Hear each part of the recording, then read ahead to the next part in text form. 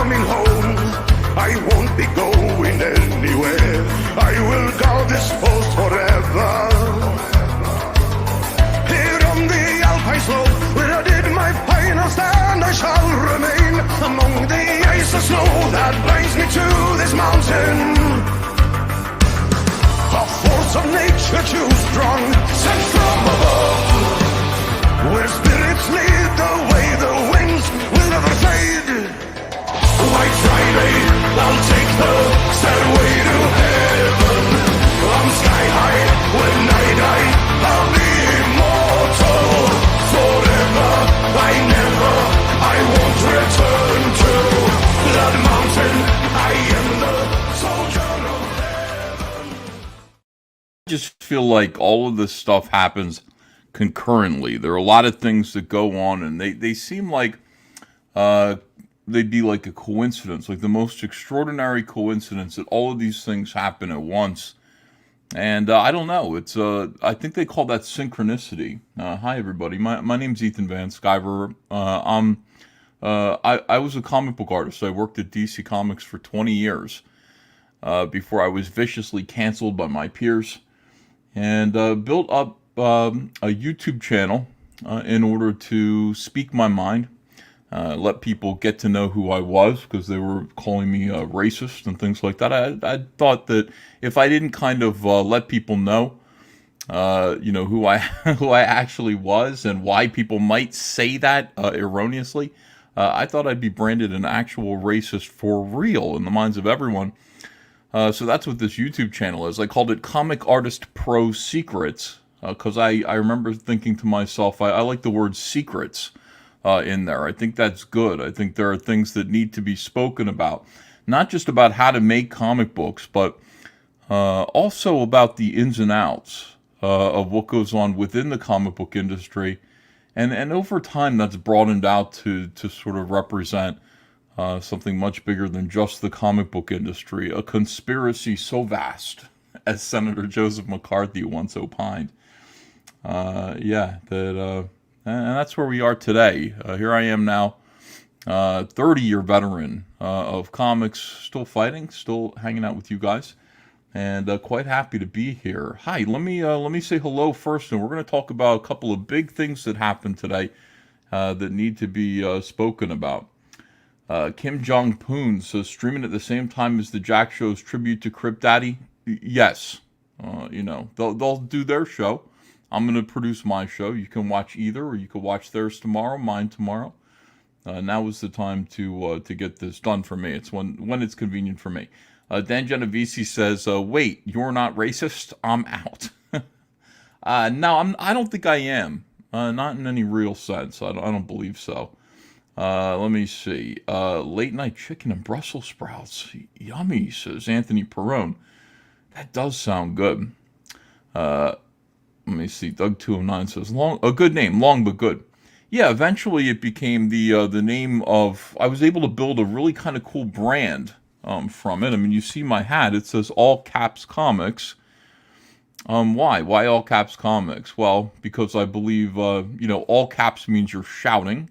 And I think that we do have to shout about our product. We do have to be out there, with a bullhorn. Hey, everybody. Hey, kids, comics. Hey, middle-aged people, comics, more like, because you're the ones who can afford them.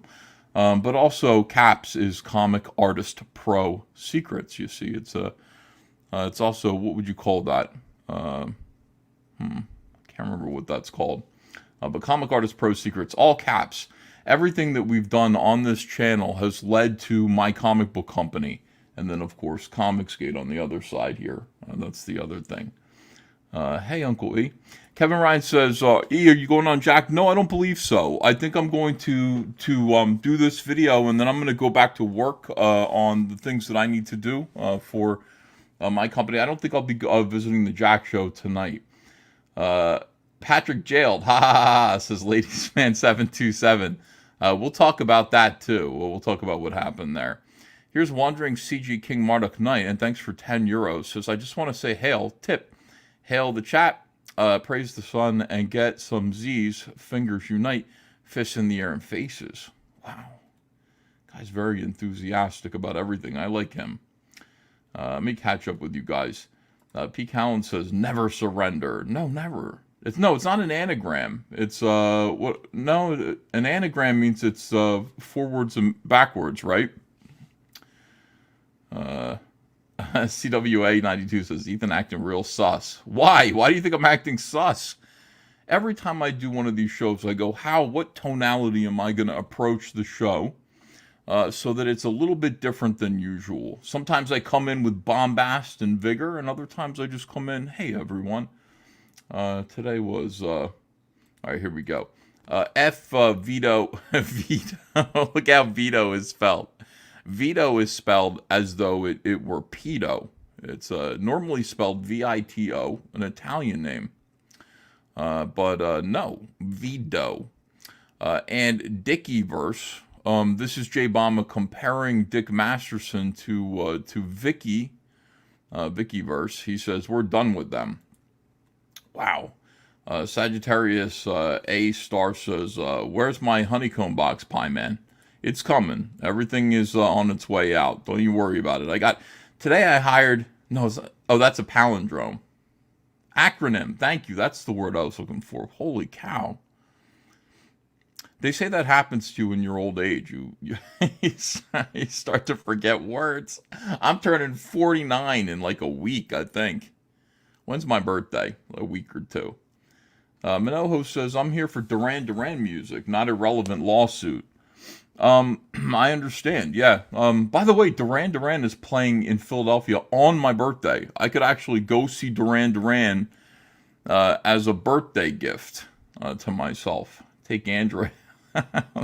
Andrew, you want to listen to some Duran Duran? She probably would. She likes Duran Duran. All right, let me see. Did Ethan just call me Vigor, says Ricky Dane. Oh, I see what you mean. Vigor, that's the V word. Yeah, I wouldn't call you the N-word. Mr. Biggins says something very profound here. He says, lol, no lawsuit is irrelevant. Okay, so let's just get right into it from here. Found out about this today and was pretty stunned by the news. A couple of days ago, Eric July tweeted out something peculiar. He kind of said, look, some people have been... Let me see if I can actually find the tweet itself. I don't know. I mean, Eric's Twitter is pretty dense with stuff. I mean, he's, tweeting a lot of stuff. And I think today he's tweeting a lot, too. Mostly he's tweeting support for himself during this situation. But Eric tweeted out this enormous essay about how some people went too far. There's one thing to be a critic and one thing to be a troll. And then also some people actually go way beyond that. And I don't know, there are going to be consequences or something like that. And nobody, I didn't really know what he meant. I don't think anybody did. Hold on a second. Can I find it? Eric's like me. He just retweets.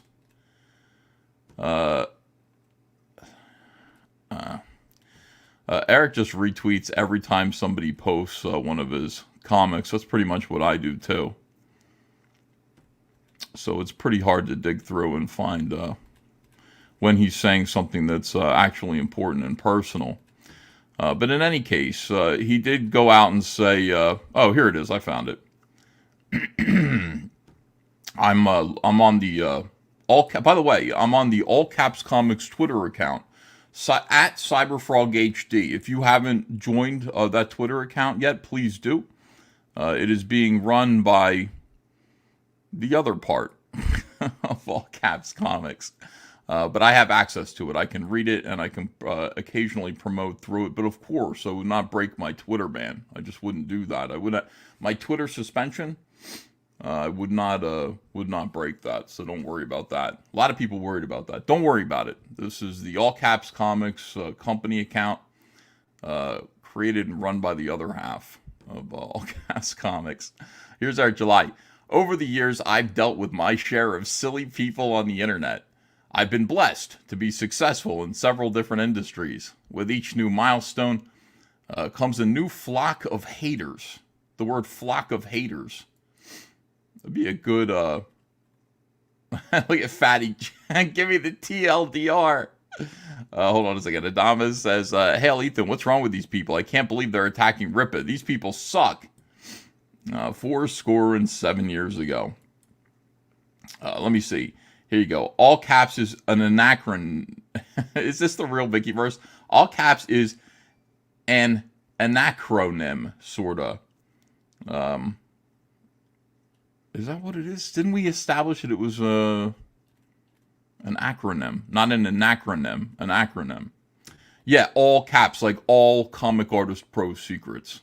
That's what it is. I'm saying, look, everything that we did on this channel has culminated to this comic book company and the books that we're going to produce here.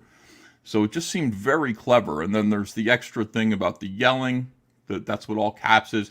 And then the laughing man, who looks like he looks like he's embodying the idea of all caps. Everything is just ha ha ha ha ha. You know, like, very good branding. I gotta say, John Delarose has a new company called Actual Comics, which has very good branding too. It's similar to mine in that it has a meme as the a redrawn meme as the main image, and actual spelled like that meme. And I think it's in response to Heather Antos saying, "I'm working on actual comics, unlike my critics." So very, very smart stuff. All right. Over the years, let me get back to our July here. They work overtime. This flock of haters work overtime with like new challengers that believe they'll be the one to ruin me. Oh, I know all about this, dude. Their frustration multiplies because their efforts to derail have been unsuccessful. I've dealt with things from threats, to libelous claims that have only increased in volume. I roll with the punches and even have some fun with it. Constantly, people have insisted we take legal action. After seeing some of the claims that have been made about myself and the company, I believe that they think this bad behavior is permissible for 2 reasons. Number 1, I'm rough around the edges. This makes them feel justified in whatever they do, no matter how foul it is. Number 2, they know my core beliefs, such as being libertarian. Some believe they can use my own principles against me, principles that they don't abide by. There is no reciprocity here, and I'm not foolish enough to be idealistic. Hold on a second. There is no reciprocity here. And I'm not foolish enough to be... I don't know what that means in this context. If presented the opportunity, they'd use the state to destroy everything it is that I have. Well, yeah, I mean, look at what they're doing to President Trump right now. I got sick watching that today. And by the way, it was on Fox News. Andrea was sitting there watching it, and she's like, "Why are they laughing?" Like, it's literally the downfall of the United States presented as like political entertainment. It's just like, God, I can't even watch this. It's ridiculous. Like, there's something like, "Oh, this is what's going to happen next from here." Like, it's not funny. Like, we're actually witnessing, a current sitting president using his power to take down and attempt to imprison, and prosecute and imprison his political rival, his biggest, most likely political rival, 1 year before the election. That is bizarre. Like, we're living in a really strange time right now. It's infuriating. So it is quite true. They use the state to destroy everything it is that I have. Some have attempted, ... 4 dots, and failed miserably. The explosion of the Rippaverse has added a new element that I take very seriously. The dynamics have changed. I now employ and contract dozens of people. Holy shit. I have 3. I just hired another one today. I've got a couple of girls that come in part-time. Today I hired Zach. And Zach is coming in. He's full-time now. Full-time, 9 to 5. Every weekday, and you can come in on the weekends, but there's no extra. Like, a lot of people get paid time and a half to work the weekends. I don't pay time and a half. If you want to make more hours, you can come in and work Saturday and Sunday, and the boys usually do, because these guys are hustling. Mike and Brighton hustled last week and actually made 50 hours, the 2 of them each, 50 hours. They were very happy with their paycheck. So that's the way that I work. I don't have dozens of people. You gotta be kidding me. If I had to pay dozens of people, would I pay those two boys to pack up packages every week? I'd be in real trouble. Well, that's a lot of money. All right, so he's got dozens of people. He makes more money than me though. Like he made like, what's he at with the current campaign? Like 2 point something. Like that's twice my best. I think that's twice my best campaign almost. All right, so their livelihoods are dependent on this company, and thus me. Recently, certain individuals thought to ramp up their hatred. Actually, this should be sought to ramp up their hatred, which has led to egregiously false claims about the company, doxing, and threats aimed at innocent people that are connected to me. For a while there, we continued to roll with the punches. We've just been collecting receipts. But something was attempted earlier this month that crosses the line. And they made a critical error in the process. We'll be handling the matter privately for now.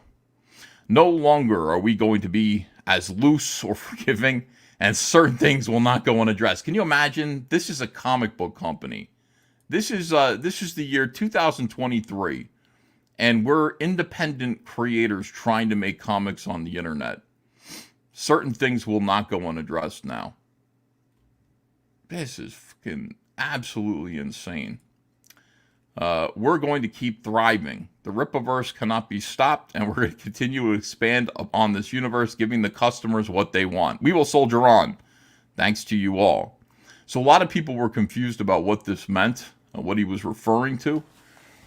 I didn't know. I just was like, what happened? Today, we found out what happened.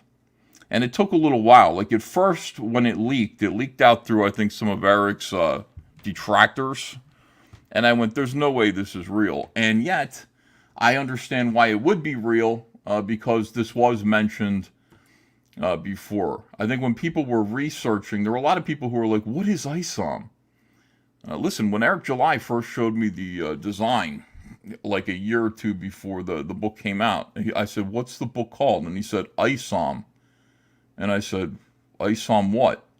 And he goes, his name's Avery Stillman, but the book is called ISOM. And I said, or he's called ISOM. I said, what does that mean? What is ISOM? And he didn't answer me. And I said, okay. And then he introduced a couple of his other characters that all had names like, you know, that sounded like names. They weren't like, it wasn't like Fire Lass or anything like that, or, you know, Dark Phoenix or any of these cool names from like Marvel. It was just, they were just regular names. So I was like confused about that.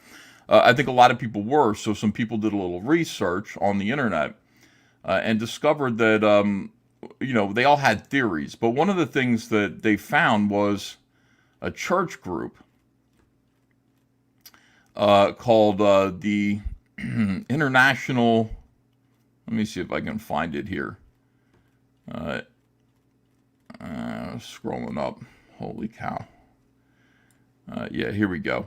This is that Star Wars girl, Anna, posted about this, and I think broke the news. I think Anna broke the news to the Comicsgate mainstream here with this tweet. What the heck? Eric D. July and the Rippaverse are being sued over the name ISOM. This is what it stands for: the International School of Ministry, that uses the acronym. Bizarre. And here you have this site here, which is meant to look Rippaverse. Look at this, Rippaverse comic. This is very clever what they did here. Rippaverse comic is not affiliated with Eric July. Rippaverse comic is a troll site, I think. And what they do is they're critical. They kind of, I think they try to make people believe they're associated with Eric July, and then they sort of clown him. But this is one of those things. Eric July, if it was associated with Eric July, look at this. I doubt they would put it this way. Eric July is now being sued by the International School of Ministry over the rights to the name ISOM. And here you have a picture of Eric looking gloomy, wearing a Street Fighter 2 cap, and it looks like he is going to have to fight in the streets. you know, metaphorically speaking. And you got right next to that, you've got this Good Shepherd Ministries International versus July and Rippa LLC, which I guess is one of Eric's companies. I don't know how many companies Eric has. I've got 3 for doing business in different ways. But RIPPA LLC, that's what they're suing, et al. So I guess whoever else is responsible for this is also going to be named in the lawsuit. Plaintiff, Good Shepherd Ministries International, defendant July and RIPPA LLC, filed August 21st. That was just Monday. The U.S. District Court for the Central District of California. This is what's known as a trademark lawsuit. International School of Ministry, ISOM. Oh, shit. It's actually their website. Their website is isom.org. International School of Ministry, ISOM, world's largest video Bible school. Now, people did discover this when they were trying to figure out what ISOM means, and they thought maybe because there was a cross, like ISOM has a Christian symbol on his belt, and so people were thinking that maybe ISOM, there were some people saying this, that ISOM, you know, was related to or inspired by this ministry, but nobody really knows what. I don't think it's common knowledge what Eric July's religious affiliations are, other than I think he's Christian, and that's about it. You know, anyway, people were thinking maybe maybe ISOM is a religious character. Maybe he derives his powers from the Lord. He must derive his powers from the Lord. I don't know too many characters who actually get their powers from God. Some of them get their powers from the devil. You got Ghost Rider, for example. Ghost Rider, who punishes evildoers on earth on behalf of the devil. I mean, who was the person who thought that up? That makes literally no sense. All right, let me see. Boils down to who registered the name first. Says Anthony Perone. Yeah, I mean, it does, but that's not the main thing. I'm involved in a situation like this, too. With a person named Preston Poulter. I'm involved in a similar lawsuit. Here's Vito, who says I had nothing to do with this. All right, now we'll get to that. Vito, I think I believe you, and you know, that's not what's being said though. Let me see here. No matter, you know, there's the truth and there's, you know, what you want to believe. Here we go. This is Eric July. We're going to EFAP this video. Eric made a 9-minute and 24-second video, which I have not watched yet, so I don't know. I don't even know what this says. I can imagine what he says here. We'll find out here. All right. Here we go. Maybe you've heard of this by now, but this is a thing. Good Shepherd is alleging that we have had unauthorized use of their trademark. Don't worry, I have one of the best legal teams. This is something multi-million-dollar companies deal with all the time. We'll be handling this. Inevitably, my detractors are going. This is a lawsuit. This is a trademark lawsuit. I'm extremely worried about this for them. The reason why is this. I'm involved in this very same situation with Preston Poulter, who decided that he was going to counterfeit the Comicsgate trademark. He was going to apply for it. He was going to announce that he owned it when he didn't. I do. And he was going to start immediately producing comic books, some of which were embarrassing. I think people would find, actual Comicsgaters would find them embarrassing. Now, the reason why it's counterfeit is because, in my case, okay, this is the situation. Comicsgate's associated with me, and it just is, and it always has been. If you look at the Wikipedia, there's one person's photograph on the Comicsgate Wikipedia, unfortunately, and it's mine. My beautiful face from 2010. if you're creating comics and you're calling them Comicsgate comics, people are going to naturally assume, if they're called Comicsgate comics, this is the Comicsgate brand. People are going to naturally assume that they're associated with me and my brand. And they're not, and Preston, I believe, knew that. I think there's evidence to suggest that he knew that, so we're suing him. When it comes to his result and what's probably going to happen, now, listen, it doesn't matter. It doesn't matter, like, this or that. It only matters who holds the trademark, who holds the copyright. I hold the fucking copyright to Comicsgate, and I did not give that little fuck permission to use it. So I am going to be suing him. I am suing him in court for multiple, I think 14 to 16 counts of trademark counterfeit, each of which comes with a penalty of $2 million. It's no joke.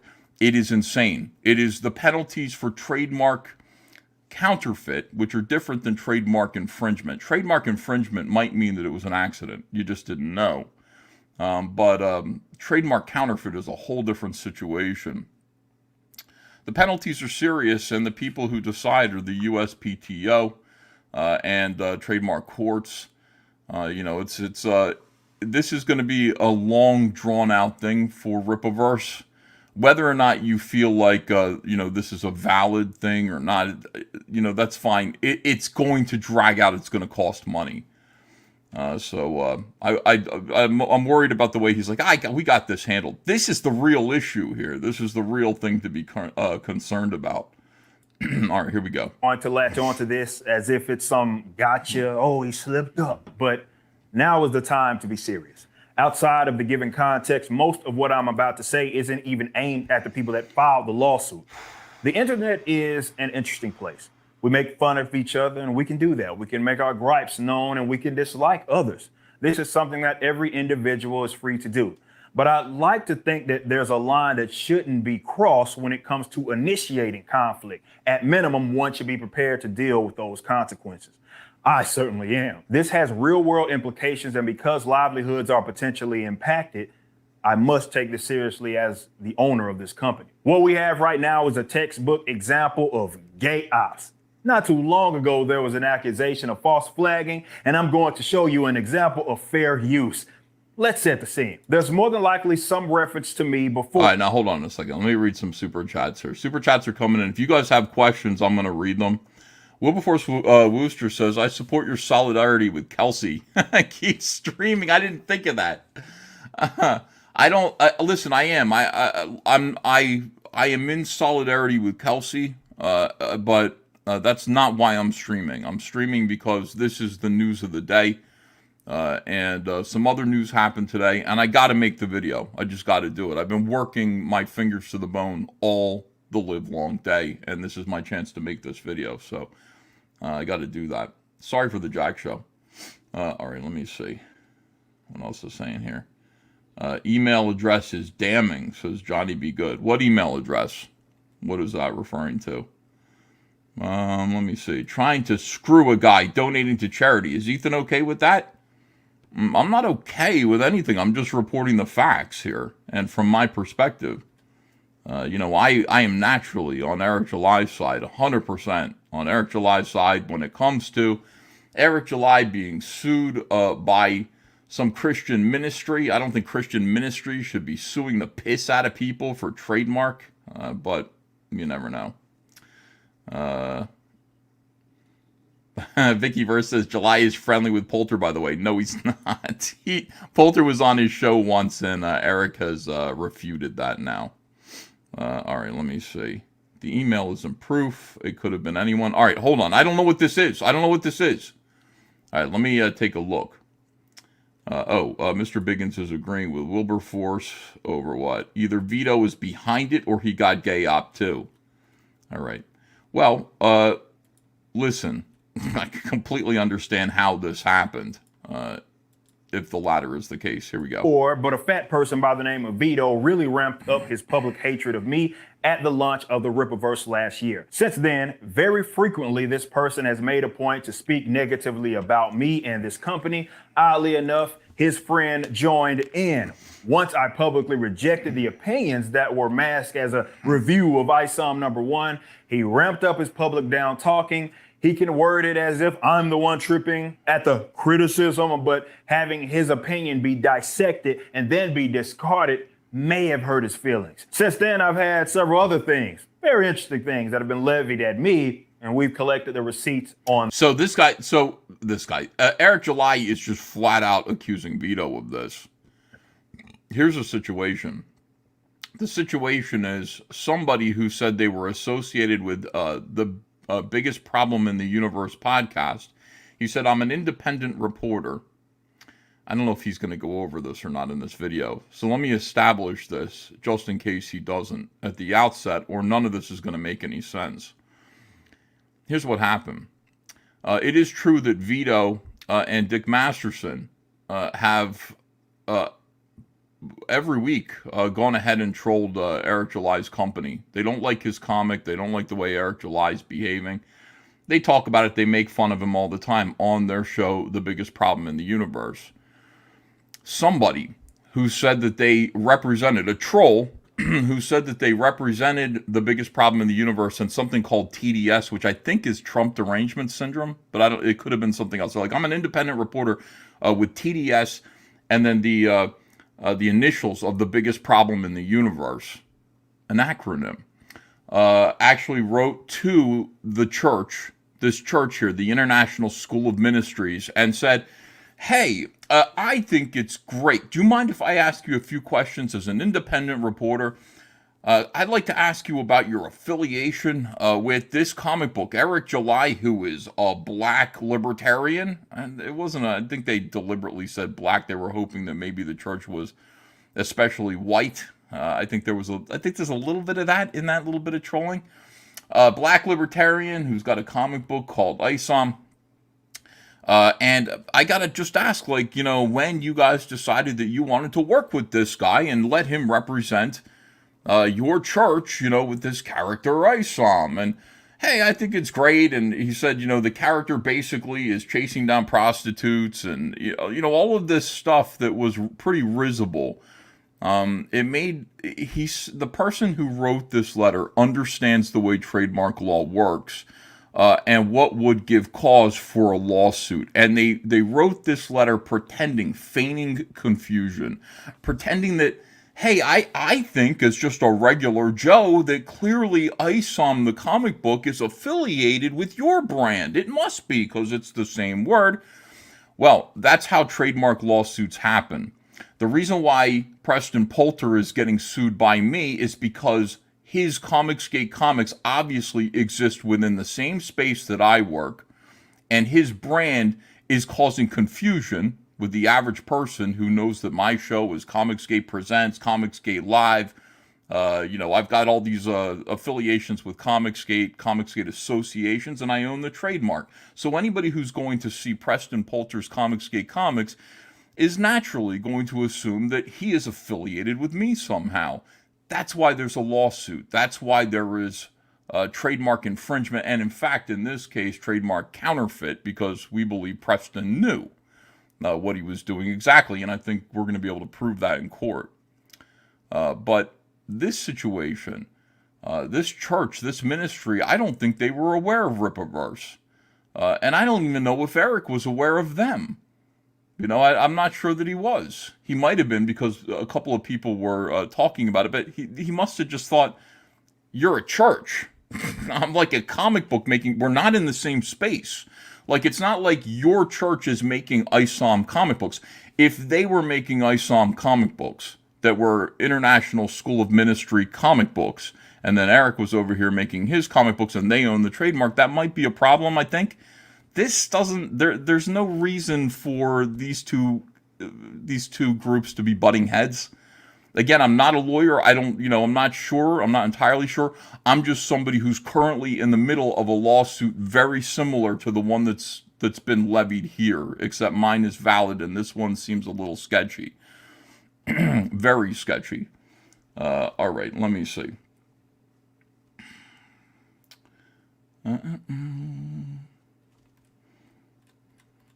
Catching up with the chat and the show. Those. I can't give you everything. But this is how the internet works. So talking noise isn't a problem. There are drama farmers out there. They need to conjure up things. Some may consider it to be admirable that they have to talk about me to get the most engagement. But what happened out of this is what you'll take exception to. You may be thinking, why would something like this happen now? We are 2 books in and a full year removed from the launch of the Rippaverse. This may have something to do with it. In this lawsuit, they allege July Ripper's accusations have caused actual confusion. Right.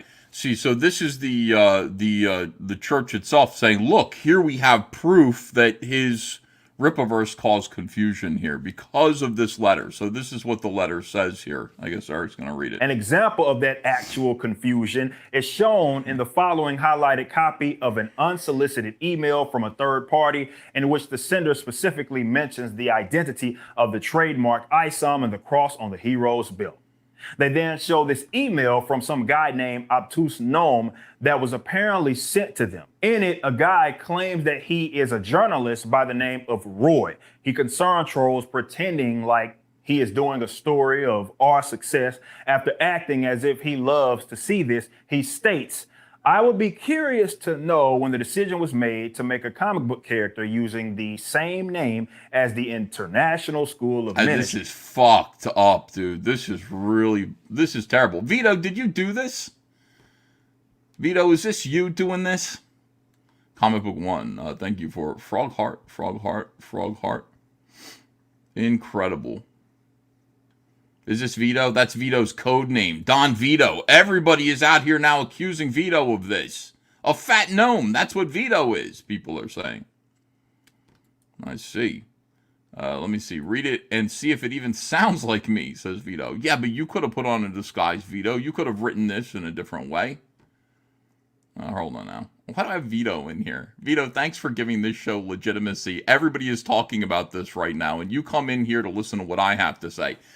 That must mean that I am fair, balanced, my judgment is sound. If Eric July is in here too, that'd be great if he popped up and said, yep, I'm in here too. Let me see. The guy who, let me see. Don't trust the fatties, only EVS. Mr. Biggin says, Vito concern has to lawyer up even if innocent. Yes, I would say so. I would say you're going to, he's going to come after you based on this. All right. Let me see here. Kurgan says, oh God, Ethan. Oh, we only have one Eric in here. It's Eric Weathers, but he's associated with the Rippaverse too. All right. Here we go. EVS fails Eric July body fat requirements. All bought and paid for, though. All right, let me see. If Eric sues me, it'll be a huge waste of his money, says Vito. Well, yeah, but it'll be a waste of yours, too. So, All right, here we go. I haven't seen the rest of this. Does he actually say he's directly coming after Vito? Here we go. Has Mr. July received any funding to aid him in the creation of superhero ISOM? Info on the choice to have ISOM have an image of a cross on his belt. What we can hope to see with continuation of ISOM on his journey to rescue Jasmine from prostitution. And if you could, the amazing choice to offer the buyers the option to donate a copy of ISOM number 2. He then says, I thank you so much extending your trademarked name in such a unique way and the creation of a new superhero. It is a... Whoever wrote that note is the biggest piece of shit on the face of the earth. They are the biggest piece of shit imaginable.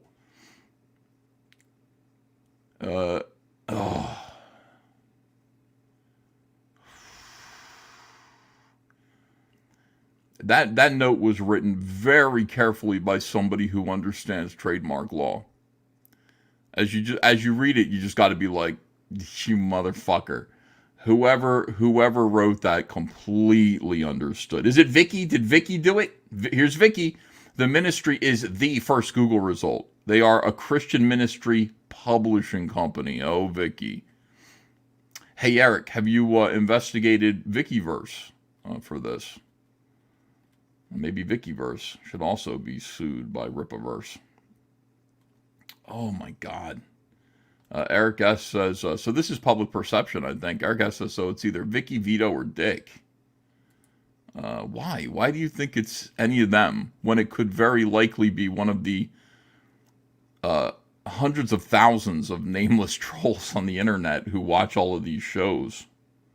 Demonized is quickly here to accuse Vicky. You know what? I didn't mean this to become a witch trial, but maybe it should be. Everybody point fingers at Vicky. Maybe Vicky did this. I don't know. I'm not sure. Slap Murphy says, come on, EBS. It's not very likely anyone else. I disagree. It's extraordinarily likely to be someone else.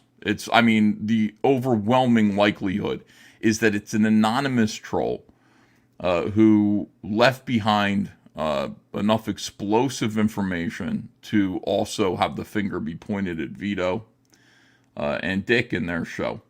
That's the extraordinarily obvious likelihood to me, unless Eric has more proof here. Let me see if Eric has more proof. Apparent that this person knew what they were doing. Yep. They were attempting to encourage a baseless lawsuit. But look again at the beginning and the end of this email. This person claims they were journalists for TDS News and TPBITU. Those obviously stand for the show of the two individuals. Oh, the Dick Show. And the biggest problem in the universe. So is there actually a connection between the two individuals and this person that sent this email? Well, whoever wrote it would certainly like you to think so. I mean, I don't know. What did Eric do to deserve all this trolling, says Jacob Rotten? He was successful, but look, he was successful. That's it. I'm not going to comment further. Anybody, here's the thing that I would say.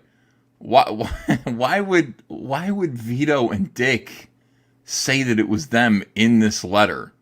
Yeah, hi. This is Comic Artist Pro Secrets here, causing a whole lot of trouble for someone else.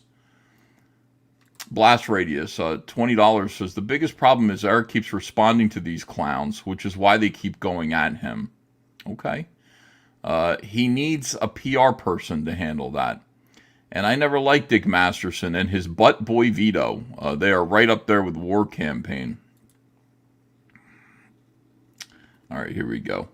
Paul Gibb goes, does Ethan not know his fans anymore? First Barbie, now defending Vito the pedo? Guys, listen, I don't know what you want from me. I just give you the truth as I see it. You can want anything you want. If you want something other than the truth, as I see it, you're going to be disappointed in me all the time. You're going to say, why isn't Ethan giving us the fun, comforting lies that we come to the internet for? You can go elsewhere for those. I'm going to be fair. I'm going to give you I could be wrong, but I'm going to give you the truth as I see it. Okay? And that's just the way it is. I don't care who it's about. It could be about Vickyverse. Vickyverse could one day be right about something. And she could be not a horrible piece of shit one day.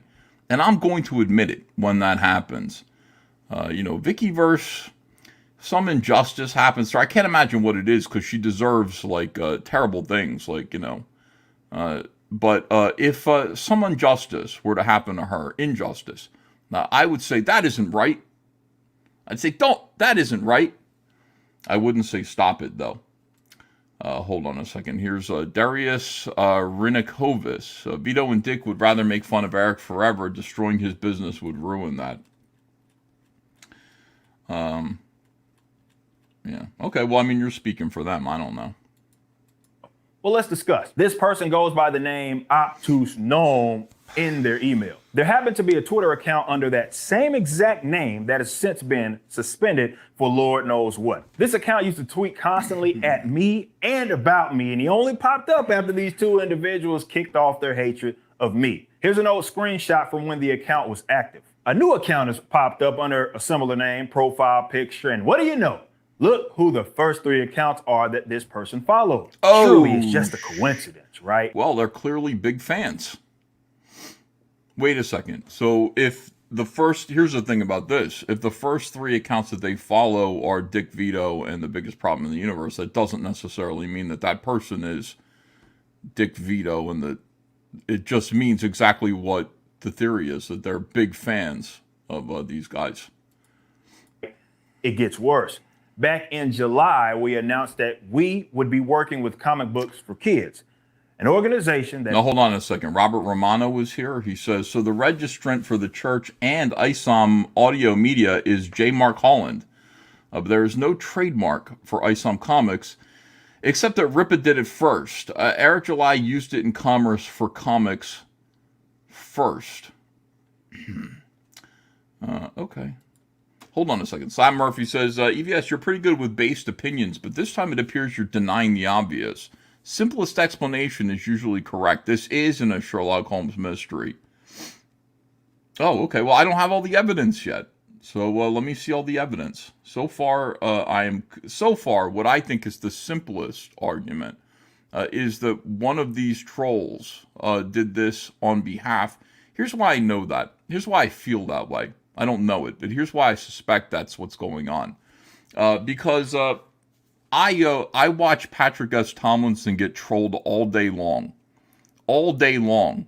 And there's an entire forum that will often pretend to be him or be other people, and troll him to his peers, to the restaurants that he visits, and pretend to be other people or to be associated with other people in order to damage and destroy his whole life. I've seen that go on now for 2 years. So that to me seems like the most likely explanation. But again, I don't know. I don't have all the evidence, so let's see. That has tasked itself with getting comics to kids in need. As to be expected, these 2 attempted to delegitimize our efforts and made some very bold accusations that we have receipts on. In this tweet right here, Vito claims we asked the charity if they need more comics. In that tweet, he shows an email from Mark, who is the owner of Comic Books for Kids. Sharing this may have been a critical error because we were able to obtain the entire email chain. In the original email, you see that Vito tried to block out the name. The original contact is from the same email from a guy. Vito, are you still here? Vito. What is this? What is this, Vito? Okay, guys, let's go. Hold on a second here. Vito, you here? You are still here. Vito, do you have an explanation for this? Because I think he's about to fucking slam your head into the ground. Let me see here.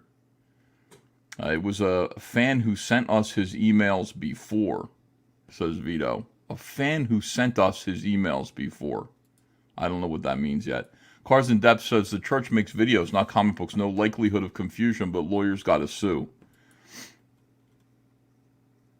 Oh, no, man.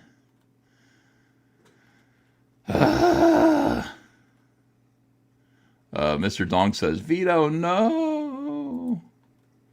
The guy is a fan of the show. Well, that's my theory, but all right. So you guys, whoever this is, Vito, here's what I think. I think if like this isn't you, you know who this is. That's what I think. And I'm not saying you should sell him out, but I'm just saying if this isn't you, you guys probably both know who he is. And you deal with him a lot. Again, this is what trolling is. This is how trolls work. The guy had messaged us before, but I don't actually know him. I think you should, possibly sell this dude out. Maybe you should. All I know is he's a guy who DM'd us. We don't know him personally, and he deleted all his accounts. All right. This is Ernst and Comic Book Hut all over again, Ethan. I know. Dude, I've been through this so many times from so many different angles. All right. Vito, dude. Hold on. It was Vito. He admitted it. All right, let's get to that. I would love to see Vito admit this.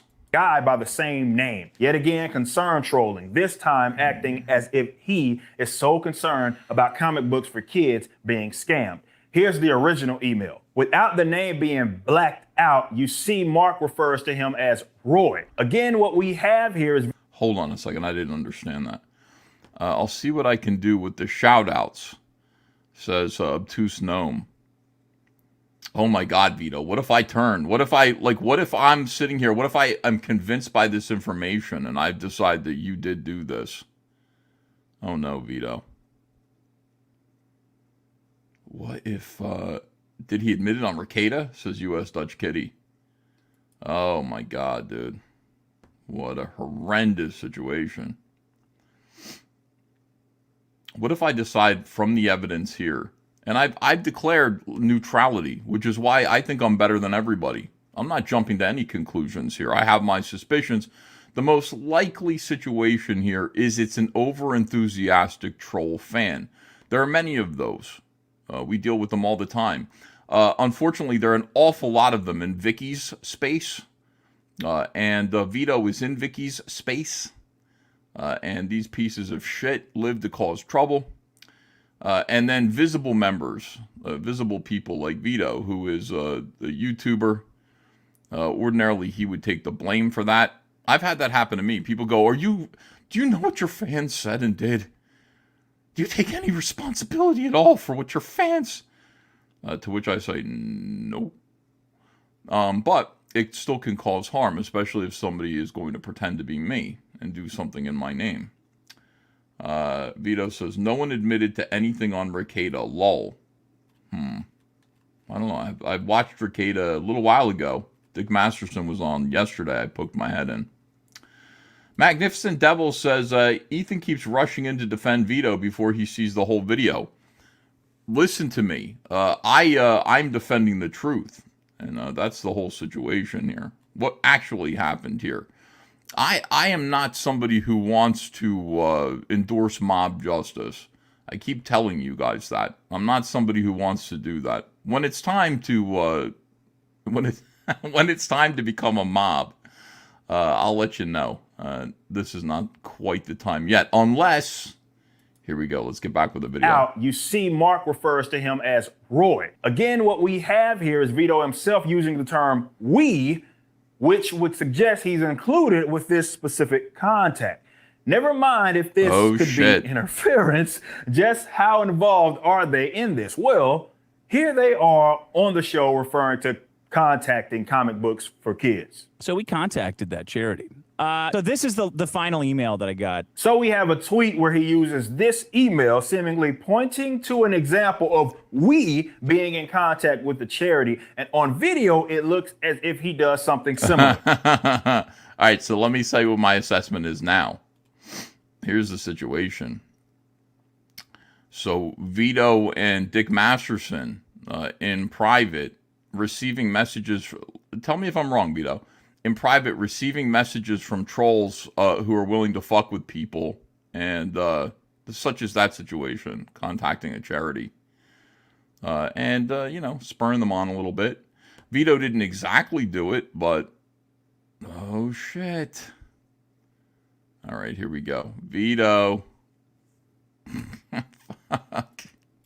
Remember, this is all a concern troll, and one can question if they care about this charity at all. They did down talk them as well. Comic books. Is there enough backstory for comic books for kids? Okay. Yeah.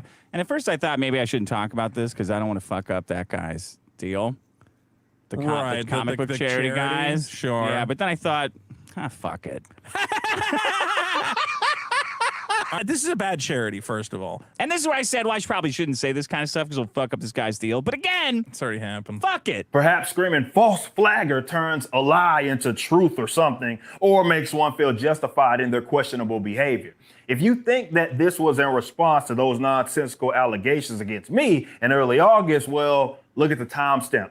The claims that were in reference to the charity were made a full month before that. These claims could have been an attempt to get myself or the company in trouble with the state, and I didn't initiate that. What does false flagger even mean in this context? Here we see one of them saying, I am on a false flagging spree because this account that was suspended, but The suspended account doxed one of our warehouse addresses and a personal home address. Apparently, that is false flagging. Could it be that someone is working overtime to attempt to ruin my life and what I've built? I mean, this was said in that video. I'm an asshole for fun. I like it. If I can say I'm doing it for kids, it's just a socially acceptable way for me to act like a psychopath. Yeah. See? So this is a big opportunity for me to be cruel to people. I think this is also, it's really important that it's called motivation. How expensive this is going to be, that's the golden question. So now the rules for the playing field have been set, and I'm the responding agency. Parties have shown that they have no problem either using the state against us themselves or running op campaigns to maybe push someone else to do it for them. This impacts not only myself, but the dozens of other employees and contractors that work for our company. Now, we sniffed this out a long time ago, but if we didn't... This video is sharp, dude. This video is sharp. Holy shit. Oh, my God. Shrug, he's going to throw his money away chasing the wrong guy. Huge waste of time and money for everyone. Well... Vito's going to prison, stalker, says Josh 1945. Oh, Vito, you're going to get sued, pal. They're coming after you. He's coming after you here. It's pretty clear, and he's got some pretty good circumstantial connected dots evidence that will at least allow a lawsuit to go forward. Not saying he's going to win, but it's going to happen, dude. And lawsuits are no fun. Even stupid ones take forever, and they're expensive, and they're stressful. You don't want to get sued if you don't have to. Trust me on that. It's no fun at all. And like I said, it is expensive. So, yeah, it could be, and it definitely is. I think almost every lawsuit is a waste of money. But looks like you're going to go through it. The ramifications could be very serious. We're talking things that destroy livelihoods and imprison people. Now, of course, there are some people hoping like hell that something like that would happen to myself as they start from hating me and then work backwards. But this is a step above just simple internet trolling or jokes.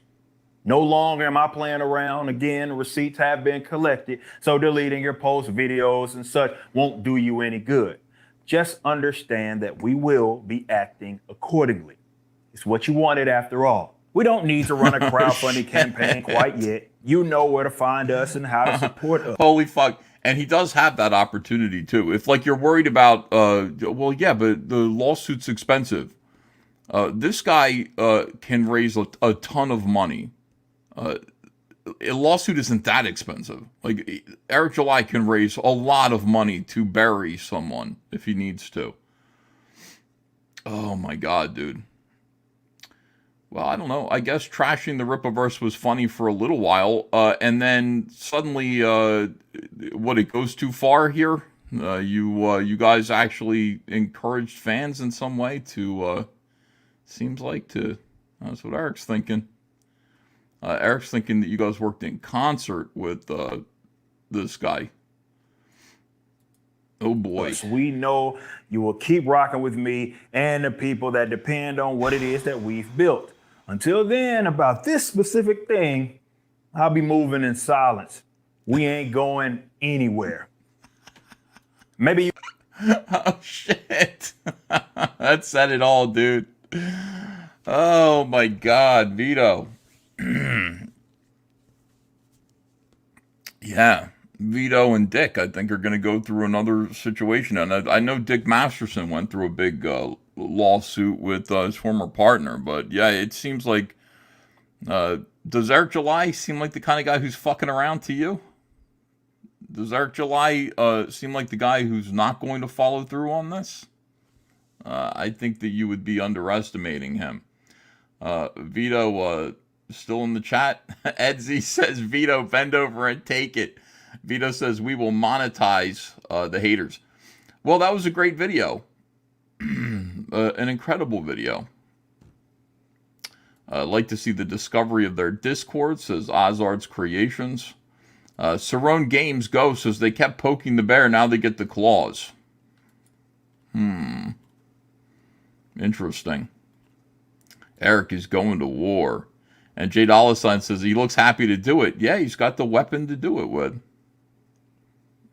That is something else. And the thing about it is that, you know, like I said, I wouldn't worry. You know, one of the reasons why people, good news, Vito, you may be too fat to get raped, says Josh 1945. Mr. Dong says you're going to need a hazmat suit for that, Discord.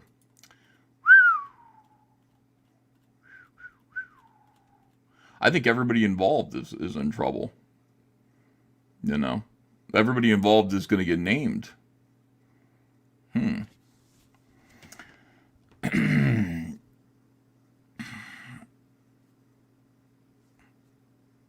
I love the internet so much, dude. I really do, man. It's great. It is awesome. Some guy says, you are coping and seething. Hold on a second. Let me play that video real quick here. You are coping and seething. You just can't accept what you're seeing. Yes, you're coping and seething. The truth it is scalding, and now you are molding and coping so hard. Coping and seething.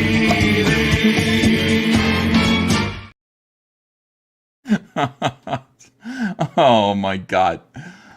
Listen, here's the thing. That you took long enough, EVS. I just need to see the evidence. I have my own suspicions. I don't think my suspicions have changed. You know, my feeling is that I don't think that Vito or Dick wrote that message, but they definitely know the guy who did. And the fact that they were aware of and called themselves we, when that same character wrote a letter to the charity, is really bad, dude. It's really damning. It doesn't necessarily mean they were aware that the guy did it this time, but, you know, like, it don't look good. Shrike 7171 says, guilty until proven innocent. Well, that's not how I feel.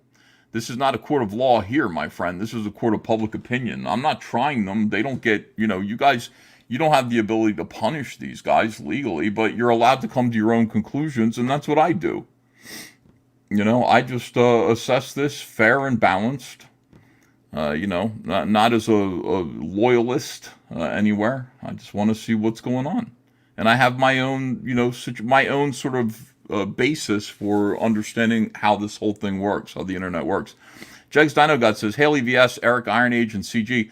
All this drama could have been avoided if people just minded their own business. Enjoy losing all your food money, Vito. Wow, that's terrible. Driving Vito to starvation.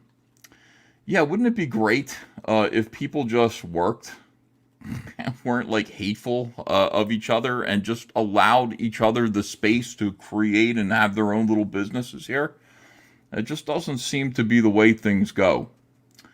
Kalia says, none of it would hold up in court. So stupid. Yeah, well, the thing about that is, Kalia, though, is that we're going to see about that. You know what I mean? I'm not saying that it would hold up in court. I'm just saying it's going to happen. And it doesn't matter. Like, you know, case dismissed, but, you know, you're still out, you know, tens of thousands of dollars. A lot of money. Listen, you know, somebody had to go to court today. A fellow by the name of Patrick S. Tomlinson. Patrick S. Tomlinson is a piece of shit. I think I've said that before. Patrick S. Tomlinson is a left-wing Nazi puncher. He's a fat slob. He's a goofball who I think, you know, I think would benefit by hanging around some fellas a little bit more. Here's an example of Patrick S. Tomlinson arriving in a pink shirt at a MAGA rally to cause these guys some trouble here. These MAGA guys were there to protest pedophilia, and here comes Fat. Have our Two pink guys in a car, they had to be gang members. You're a racist. We have. Listen to this guy. This guy is so angry The hatred and what's your name, buddy? My name is Patrick S. Tomlinson. Patrick S. Tomlinson, very angry. He says he's here to help, he says he's here to help against people like us, the people that love this country. You don't love this country. I don't. Why not? What makes you say that? That sounds like a bigoted statement. Do you know me? It would sound like that to you because you're an idiot. Do you know me? What makes you say that, though? What makes you say that I don't love this country? We've just been sitting here for the last 5 minutes explaining why you don't love this country. You have. You support a traitor to this country. Or God bless our president. You mean Hillary? I don't support Hillary Clinton or Barack Obama. No, she didn't. If that's who you're talking about, a traitor. She won by 3 million votes. No, but she lost. She lost fairly. She lost. God bless you, buddy. God bless. Yep. Stop the white privilege. Stop your white privilege. I hate that dude. As he walked away, he said, "Erase your whiteness." God, what a faggot. Excuse my language. Patrick S. Tomlinson behaves like that on the internet, and so he's attracted a bunch of trolls. Jose M. says, Vito's shitty comic profits, if there even are any, are now going to ironically fund ISOM 3. That might be the case. But they're probably just going to fund a worthless lawsuit in defense. Anyway, Patrick S. Tomlinson decided that what he wanted to do, apropos of nothing, this is just a whole other situation that resolved itself today that I thought I would report to you guys. I did have boots on the ground. I had someone inside who could give me a little insight into this. But Patrick S. Tomlinson decided that what he was going to do was, because a lot of people were calling him Fatrick, they were calling him Fatso, and he would respond by calling them child and things like this. He would sue. A whole website popped up full of people who just wanted to talk about what an asshole he is. And he decided that he would sue them and try to strip them of their anonymity. And he borrowed $100,000, I believe. That is what he said that he did. $100,000 from SIFA, the Sci-Fi Writers Association, in order to sue 60 anonymous people who were making fun of him on the internet. And he lost the lawsuit. So he lost the $100,000. He wanted to sue the guy who ran the website that hosted these 60 people that he wanted, 60 anonymous people. He wanted to sue that guy. And that guy won by default, and Patrick was ordered to pay the legal fees, which accrue interest, of the guy who runs the website for the people who call him fat and gay every day. I like that. That to me seems like justice. People should be allowed to say what they want to say. Interfering with somebody's business is a whole other thing. I don't support the idea of swatting someone or causing them real life harm, but one thing that I've found is that there are people who make fun of me. Believe it or not. You know, it's like to me, like I seem like a man of great dignity, a kind-hearted gentleman, somebody who deserves the utmost respect. But there are some people out there who have decided not to give me that respect, and just for fun, they make fun of me all the time, or they just flat out just hate me. They're allowed to do that. They're allowed to say my comic sucks if they want to. Some people even made videos where they took Cyberfrog and they shot it with a gun outside. One especially special case burned it in the fireplace. I'll never understand how anybody could burn a comic in a fireplace. It just seems like, you know, really beyond the pale. Who would do that? People are allowed to do that. What isn't good is when people cause real life harm to others in the name of trolling. They decide to actually go out of their way to affect their livelihoods. I don't stand by that. But I do stand by the idea that people are going to, no matter how pleasant you are, and I'm one of the most pleasant and lovable people on the internet, but you're still going to attract haters. Some deviants, some perverts are going to criticize me, and I got to let them do it. I can't interfere with that. I can't interfere with their freedom of speech as long as they're not causing me actual, physical or financial harm. Then we're okay. They're allowed to do that. But Patrick decided to sue them, and the court said no. And so Patrick ended up owing $32,000 to the man who runs the website. This is the worst. This is the worst case scenario. It's better just to ignore these people than to actually be court ordered to fund their abuse. And that's what Patrick had to do. Patrick actually spent the last year and a half refusing all over the internet to pay the $32,000 to a man codenamed Quasi. We imagine he's an Indian fellow who runs the website that makes fun of Patrick. He refused. He said, I'm going to pay $0. Well, Quasi didn't like that. No, you were court ordered to pay me my $32,000 court fees. You're going to do that. And I've hired lawyers and collection people to collect. And they filed to have Patrick held in contempt of court. Today was that hearing. Today was the most wonderful day in the world because it was a day of justice. Patrick was excited about President Trump being arrested. I was upset about that. I'm angry about that. I sat there and watched that on the couch and was, like I said, furious at the direction that this country's going in. But all these things seem to be happening at the same time. You got the situation with Vito versus Eric July and the ISOM ministry. You got that happening today. You got Trump happening today. And then you've got something good happening, which is Patrick S. Tomlinson having to go to court and face the judge and perhaps get held in contempt of court. They were going to throw him in jail. Patrick, a lot of people were wondering what was going to happen with Patrick. Apparently what did happen was Patrick showed up in a suit with two lawyers, and he faced the judge and basically said, please don't hold me in contempt of court. Please don't throw me in jail. I will come up with the $32,000 that I owe my abusers within 1 week. If I can pay the $32,000 in 1 week, then I would ask you to reassess the contempt of court charge. With that, Patrick, in a suit, asked for a bodyguard to take him to his car. He seemed beaten, from what I understand. The word used to describe his demeanor was resolved.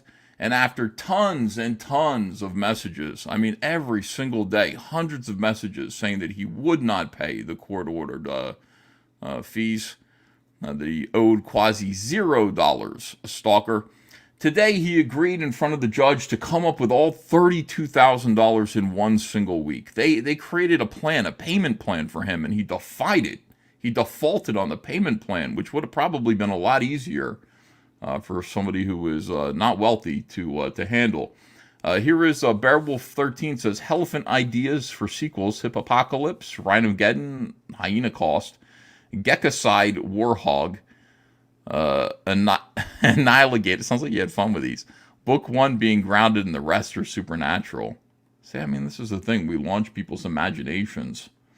Patrick got slapped, says Biggins. Yes, he did. $32,000. So I guess what this is meant to suggest. JDA is Patrick's publicist. Oh, my God. I guess what this is meant to suggest is the internet is a wild and woolly place. And on the one hand, there are going to be trolls out there, and your best bet is to ignore them and not engage them. I think engaging them encourages them. You think you're going to answer them. You think you're going to sit there and put it right. You think they're going to say something. They're going to, say, these two guys, these two brothers, they're the incel brothers, and they fuck each other. And you're going to come out and say, we don't fuck each other. That's just going to encourage people to say they do, and then to create other stories. With Patrick, they created a story about how Patrick, they put an ad in Craigslist saying that Patrick kidnapped young black children and ground them into pepperoni in his basement to feed the homeless. That's awful and hilarious. It's also very funny.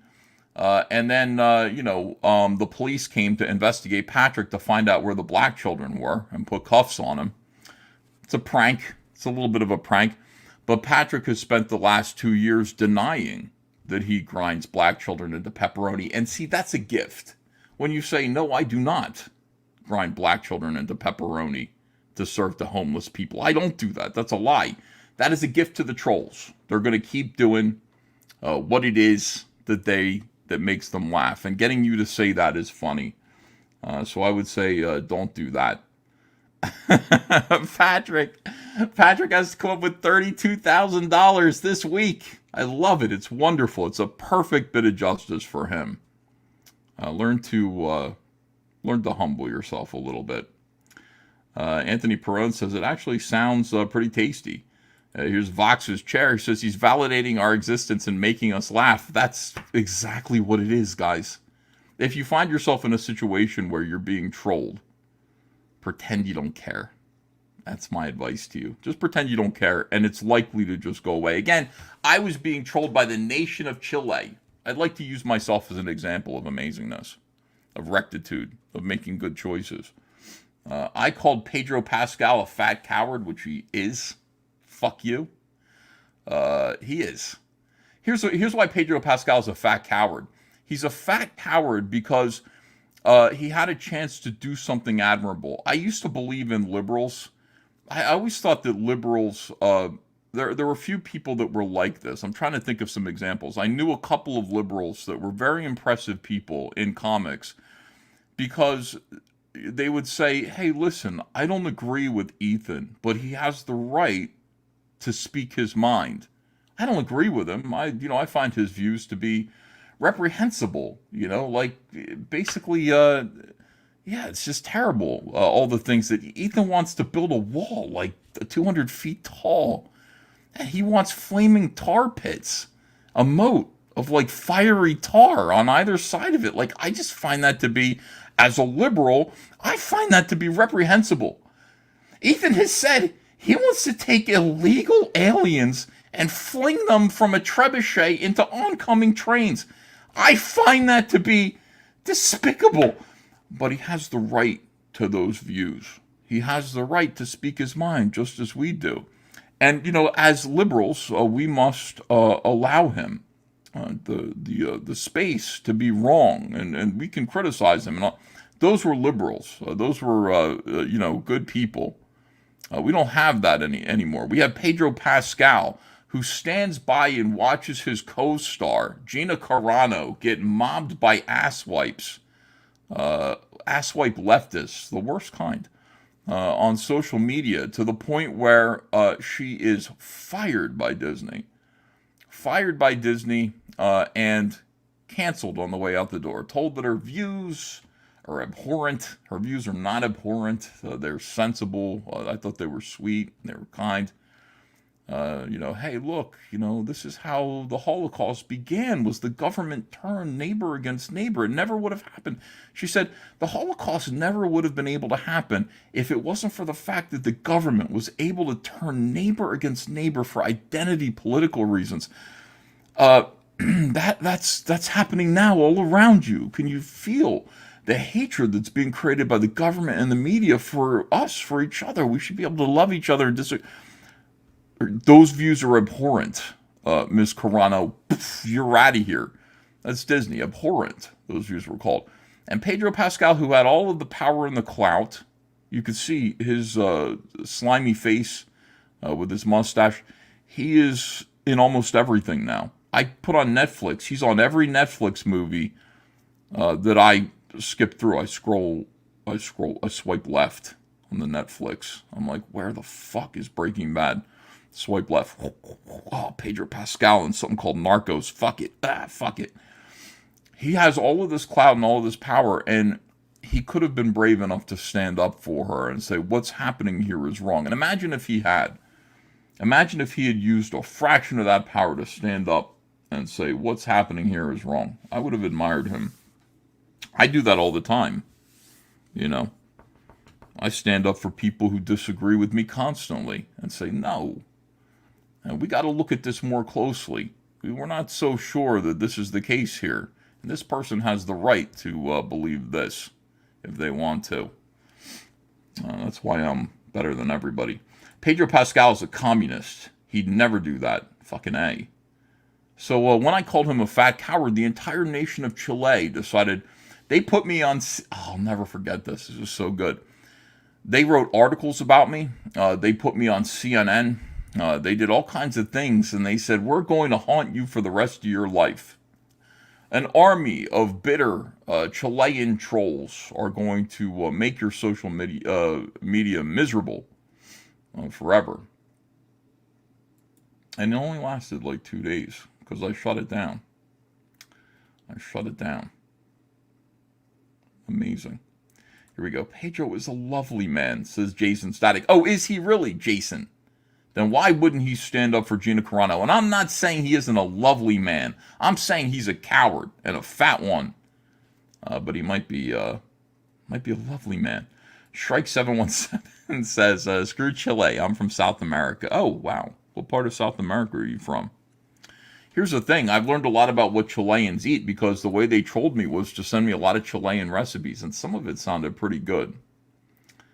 I'm somebody who likes to eat, though.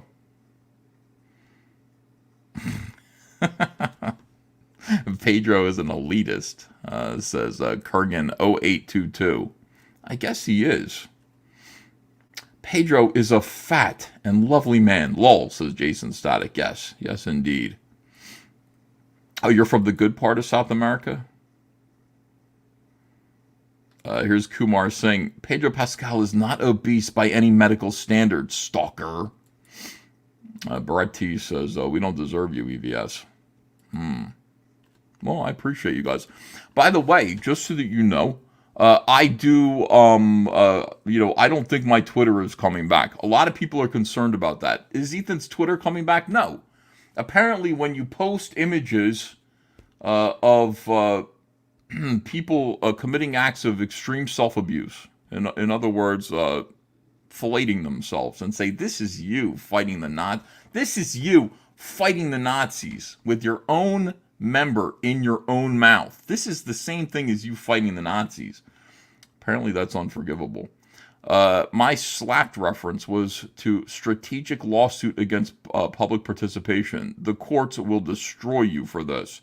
Yeah, that's when, well, that only happens in some states, Biggins. That's in Texas.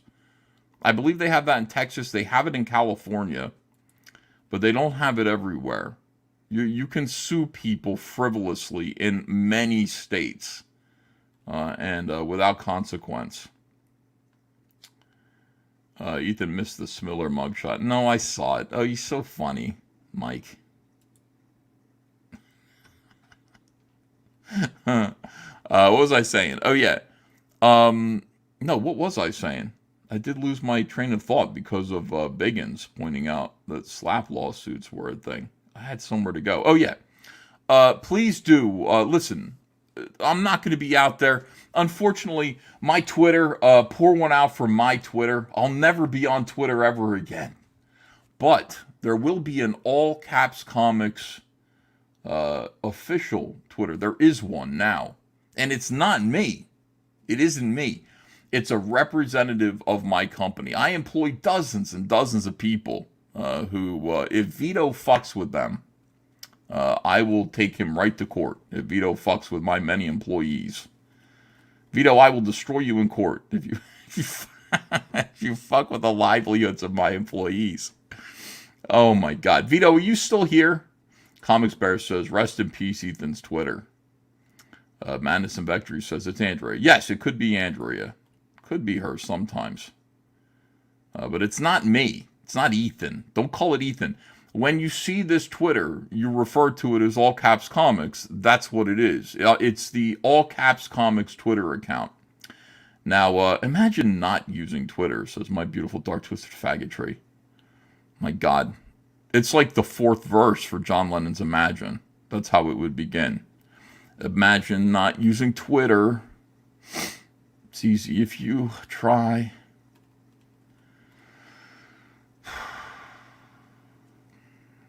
Well, that's the situation. You know, I earned those consequences for myself. I'm being consequenced.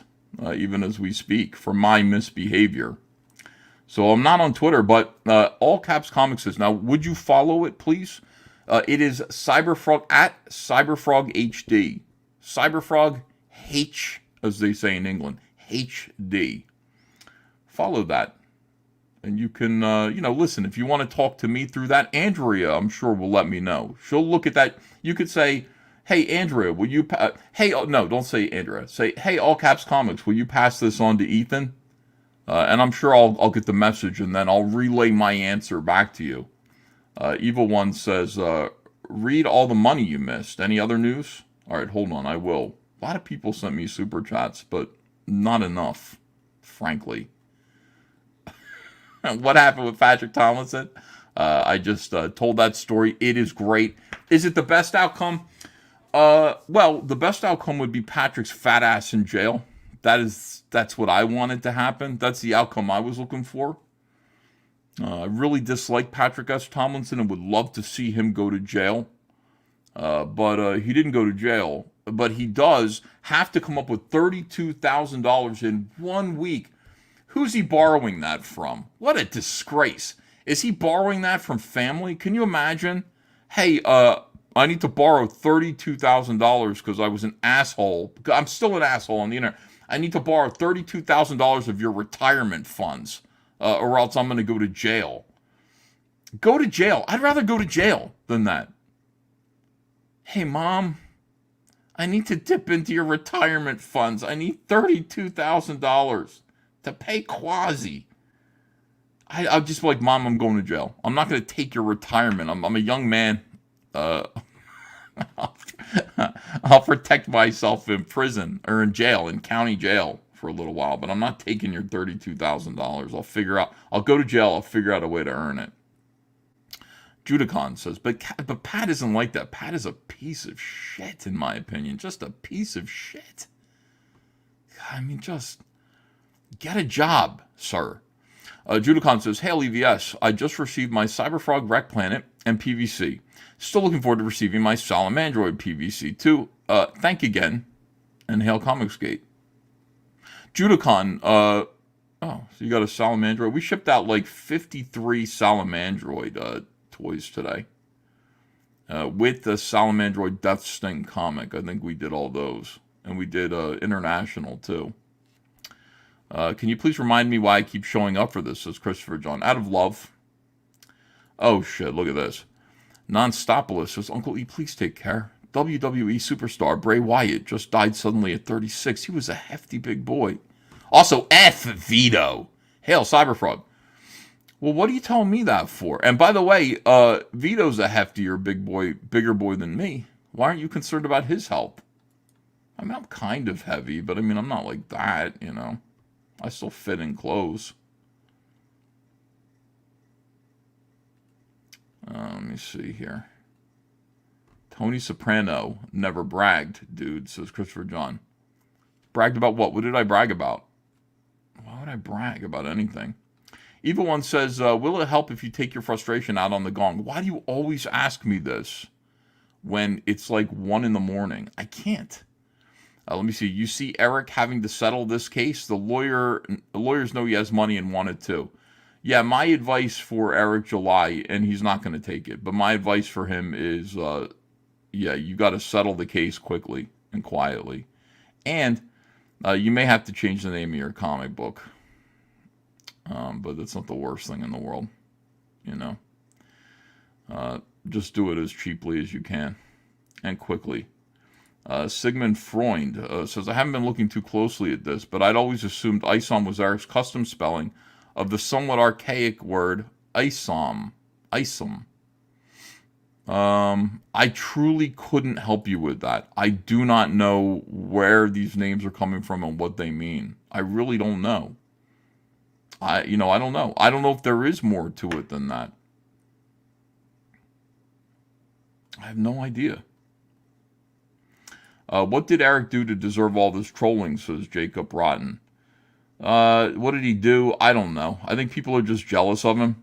But here's the thing. It doesn't really matter because once you respond negatively to trolling, it will continue and get worse. That is the thing. It is, You know, I'm trying to compare it to like a disease. What do you compare trolling to? Like a disease that gets worse if you like chicken pox. Like if you scratch at it. No, it's not, because pox goes away eventually. I don't know. John's Longbox says, I'm trying to contact you about our live chat on Wednesday. Next Wednesday. Yeah, it's no problem, John. John, you can contact me through CyberFrogHD on Twitter, at CyberFrogHD. You can leave a message there, and it'll get relayed to me. Dark Gift Comics presents, says, the ministry's main output in goods and services is audio and video in the likes of CD, DVDs, MP3s for the purpose of education and religion. Right. That's still, I think that they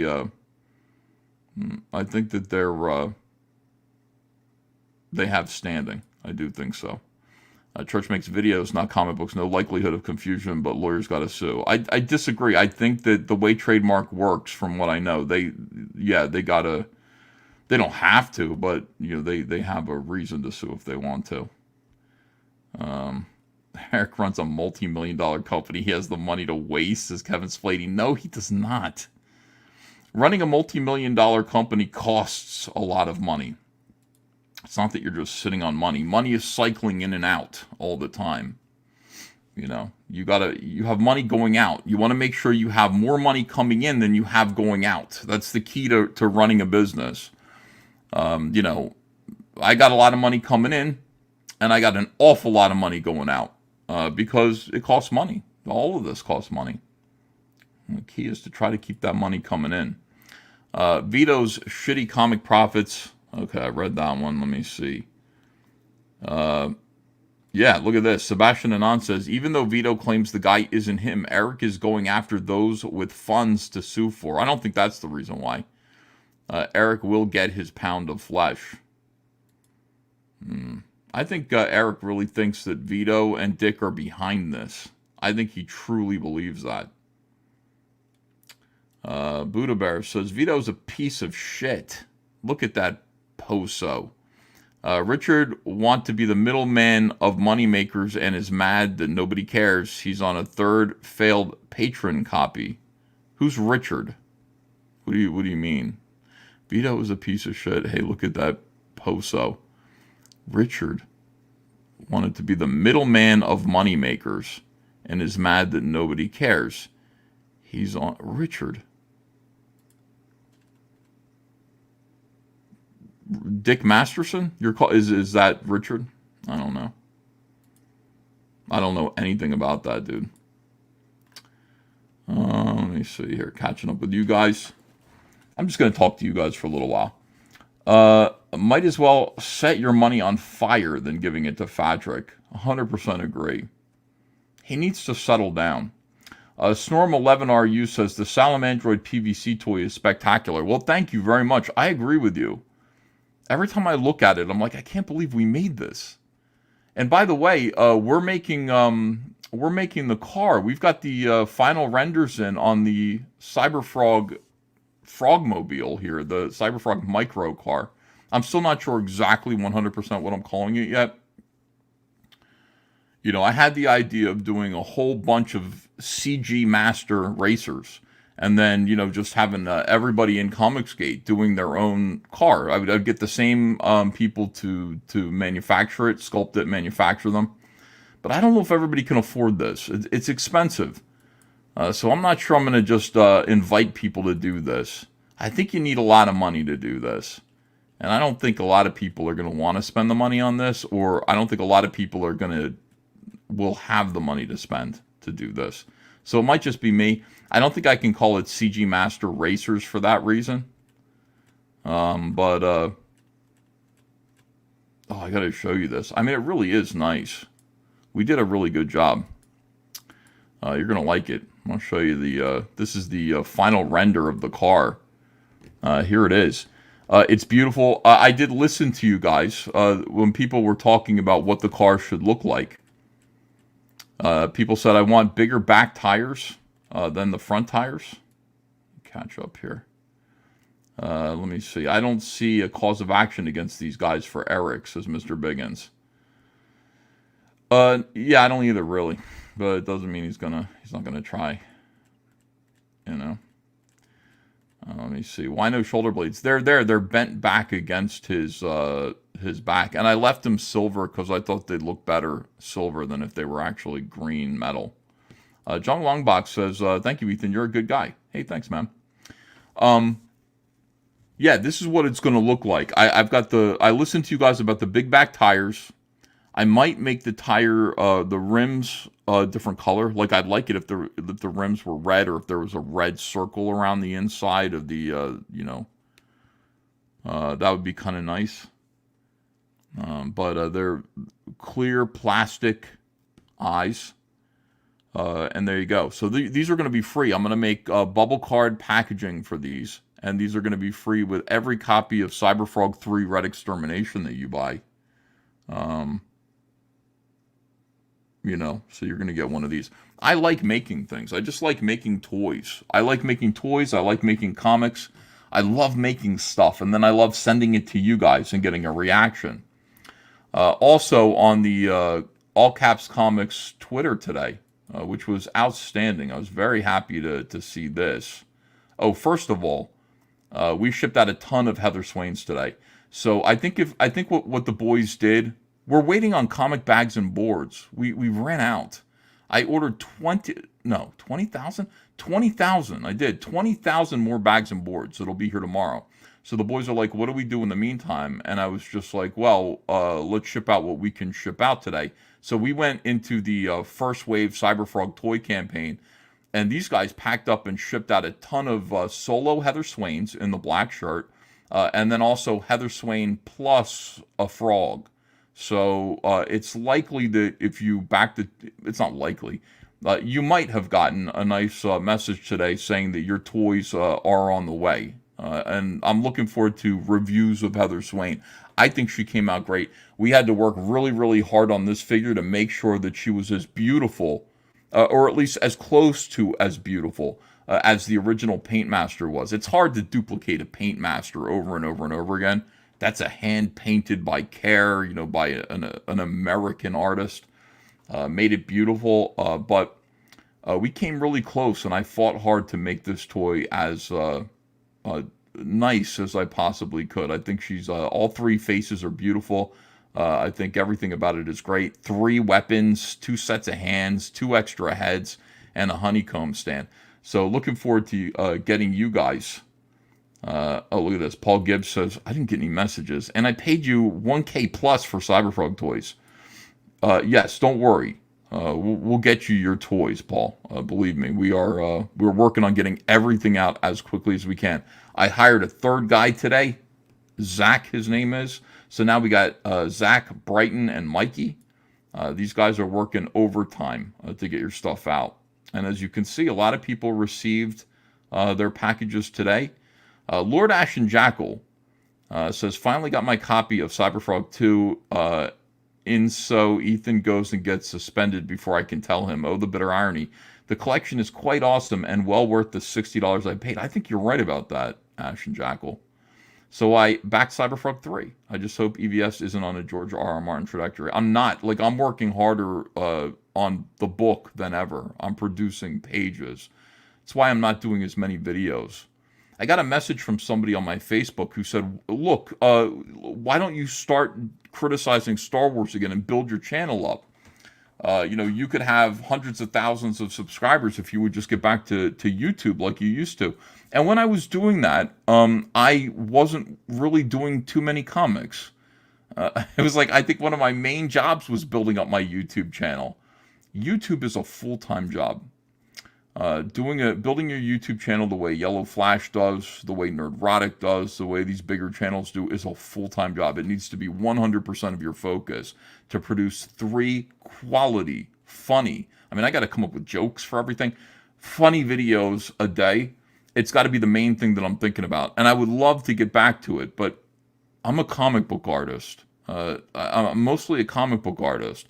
So I'm working on producing books quicker because I feel like the story for Cyberfrog is picking up steam. And I've got Rainbow the Brute to finish by the end of the year. I just don't have a whole lot of time to F around. But I will get back to producing YouTube videos.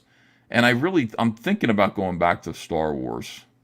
I know that's a betrayal of my values, but I really want to. I really want to watch Star Wars stuff and make fun of it. There's so much stuff I really want to talk about it. So I guess it's a question of what I want to do. What is it that I want to do? I'm thinking about it. I got a great video here. This is terrific. This is RSB, who's in the chat right now making fun of me. He put out this incredible little short video today, which I thought was amazing. The joy when he receives his package of Cyberfrog. Guys, look what I got. Look at it. Look at this. Look at him. Go, frog, go. It is so good, man. Yeah, stuff. I got a Look. I ordered baggies. I made specially printed miniature baggies that will hold the from here on out. As soon as they arrive, I think they might be here tomorrow or Monday. But they're these mini baggies that have Jay Lee's artwork on them, and they say Cyberfrog extras, and they list like 6 trading cards, keychain, and stickers, 2 stickers. And we're just going to stuff those extras in those little baggies and throw them in so that they're not just banging around the box. You'll have a little baggie that tapes shut, and you can either open it or not. But it'll look, I think, nicer. It'll be a much nicer thing for honeycomb backers to receive. I got 3,000 of them. So all the honeycomb backers are going to, receive them, except for the honeycomb orders that I already shipped out. So sorry about that, but trial and error all the time. Holy shit. Look at this fucking thing. Oh, I can't even capture it. What the fuck? Look at this thing. Get some sun on it. Where is it? Hold on. Oh my god. What the fuck? What the shit? I'm reading it. I'm reading it. I love that. I love how excited he is about the way it looks. He's like, what the fuck? Holy shit. Yeah, this is great. Look at this. 6 a.m. Comics got his. Sweet Moses, that's a hefty package. Thank you, Cyberfrog HD. He says, is that even Ethan's handle? It isn't, but I do have access to it. So I have the password. I can go through and look at the responses here. Yeah, very excited, guys. Thanks so much. I'm glad you guys are getting your mow your lawn, says the guy from Red Bank. I know you guys are getting your packages now, and you're pretty excited about it. Here we go. Enrico Wellborn says Ethan values. Ethan values, and then it's a guy with money eyes and a tongue. Oh yeah, I do. I value money. But you know what it is too? Like, I also really liked making videos criticizing media. I did like doing it. I just got disgusted with everybody. I got to live in my own world. I don't need to be connected to the larger YouTubosphere. I really want to just only think about what I'm doing. I don't want to look at what other people are doing. That was my mistake. I was looking at what other people were doing, and it was making me angry. Zach is doing the same thing right now. Like, Zach is sitting there going, if I see one more person making a Cinder or a Snow White video, I'm unfollowing you. Fuck you. I'm going to ignore all that. If I want to make a Snow White video, I'm going to make one without even considering what anybody else is doing. I mean, I used to do midnight runs to Walmart to buy Star Wars toys, and I would video them and make a video of me going to Walmart to buy Star Wars toys in order to run over them with my car. I made a video of Hunter buying a Darth Maul Lego set, and he built it, and I did it, time lapse, and then he ran over it with his Mustang. A Camaro, not a Mustang. We put it out in the road, and he, 60 miles an hour, he smashed through the Darth Maul Lego. Quality. That is quality entertainment. Yeah. Let me see. What are the I remember that. One of the first videos I remember was you getting solo trading cards at Denny's. Yeah. Whenever there was anything Star Wars of Disney trying to promote this shitty Solo movie, I was there. I ate the Denny's meal, Denny's breakfast, to get my Solo trading cards. Maybe Human says EVS is fully on board with Barbie and Snow White. Now hold on a second. You can't say things like that. That's not true at all. Buy the Marvels figure, says Jenko. See, that's the thing. Like, I should be going to see the Marvels. Is the Marvels a movie or is it on Disney Plus? Is it a movie? It's going to be in the theaters, or is it going to be on the? Let me see. They're worth a fortune now, says Andy Gogo. Oh no. Rose Tico was in the new Expendables movie? No! She is? Most people remember the Michael's Art Supply shopping video. That was like one of my first ones. I was still trying to figure out... Actually, that's the first video that I'm kind of a boomer. I don't know if you've noticed this, but like, I don't have high-tech editing equipment. I don't know how to edit on the computer. I have a video editing app on my phone. And that's how I make my videos.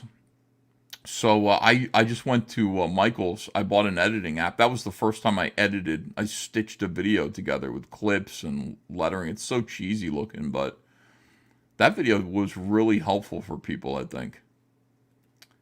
It was cool.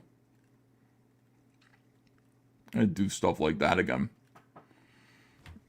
When I get the time. I got to get these comics done. Anus Hawk says, I found you looking for draw streams. Yeah, that's a difficult thing too. If I'm going to do draw streams, I can't be working on actual work. I got to be like what Dave Finch does, where he just goes, today we're going to draw a Green Goblin face and we're going to paint it. And I'm like, oh, that's reasonable. Like, if you're just going to go, I'm going to sit there and show you how to draw a Green Goblin head and then I'm going to paint it, I can do that. That's not for anything. I don't really have to focus on it. Like, is this publishable? Is this everything that I need it to be for the book? No, we're just going to sit there. We're going to draw Venom today. We're going to draw one of these, Marvel or DC characters and just have fun. I think 3 years ago I was much more angry than I am now.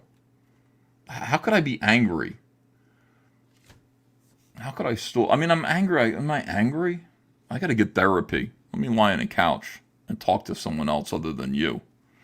I don't want to be like Liam Gray and just sit there and just talk about how I'm feeling on YouTube. That just seems like, inappropriate. But am I still angry about being canceled? How could I be angry? I guess I am. I'm like, fuck you guys. But on the other hand, my life is so good right now. But should I be angry? Do I need to have a fire burning inside my soul in order to continue to go forward and create the kind of momentum that I need to sustain Comicsgate? Do I need to be mad? How could I be mad? I've got a big house. I love my wife. We're getting along great. We don't have domestic problems at all. I've got Ava. Ava's a challenge because she's autism, but she's really made me love more. I didn't realize what love really was until Ava and Andrea came around. But I've learned a lot about autism from Ava. So I'm even though it's a difficult thing as a parent and it keeps me home, Ava kind of is difficult to travel with. I'm very happy. I have a swimming pool outside. My comic books are beautiful. I have plenty of money. I have some autonomy. I can do what I want to do. I'm not scared all the time.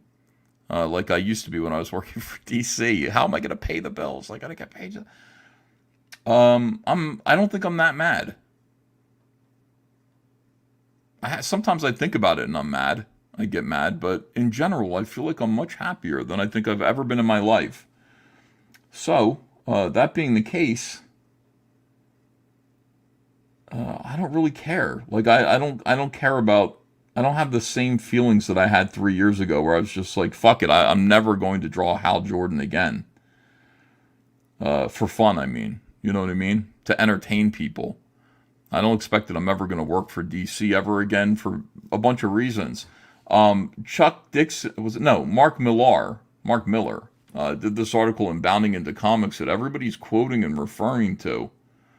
And it was interesting. Mark Miller is coming out, and basically Mark is sort of like, in many ways, Comicsgate. He kind of agrees with us about a lot of things. I think he's sort of a conservative Scotsman. But he put this article out. Everybody's responding to it, and I think most of the people who are responding to it can't really understand it or relate to it. But Chuck Dixon responded to it and had some things to say. Woe is EVS, says WR Winter. Yeah, woe is me.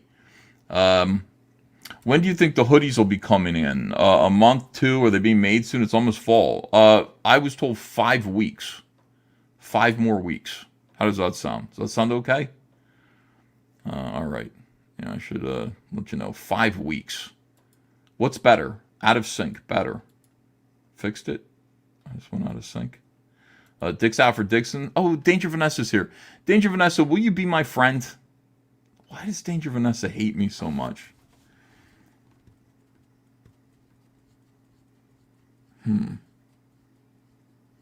What's that called when you've got let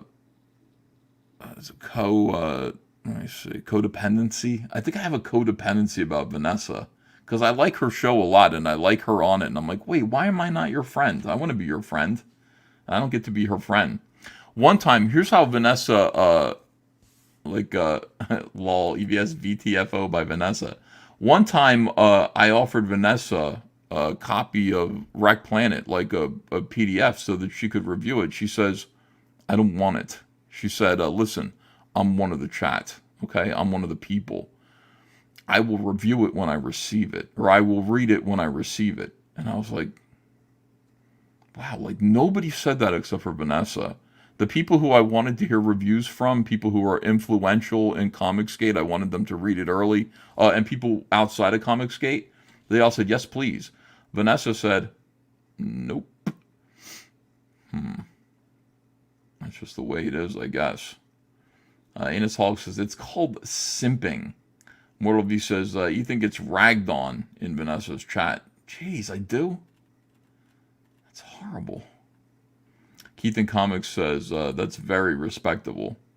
Yeah, it is. It's pretty neat. Just so you know who she is. All right, let me look at this article here. And we can see what goes on.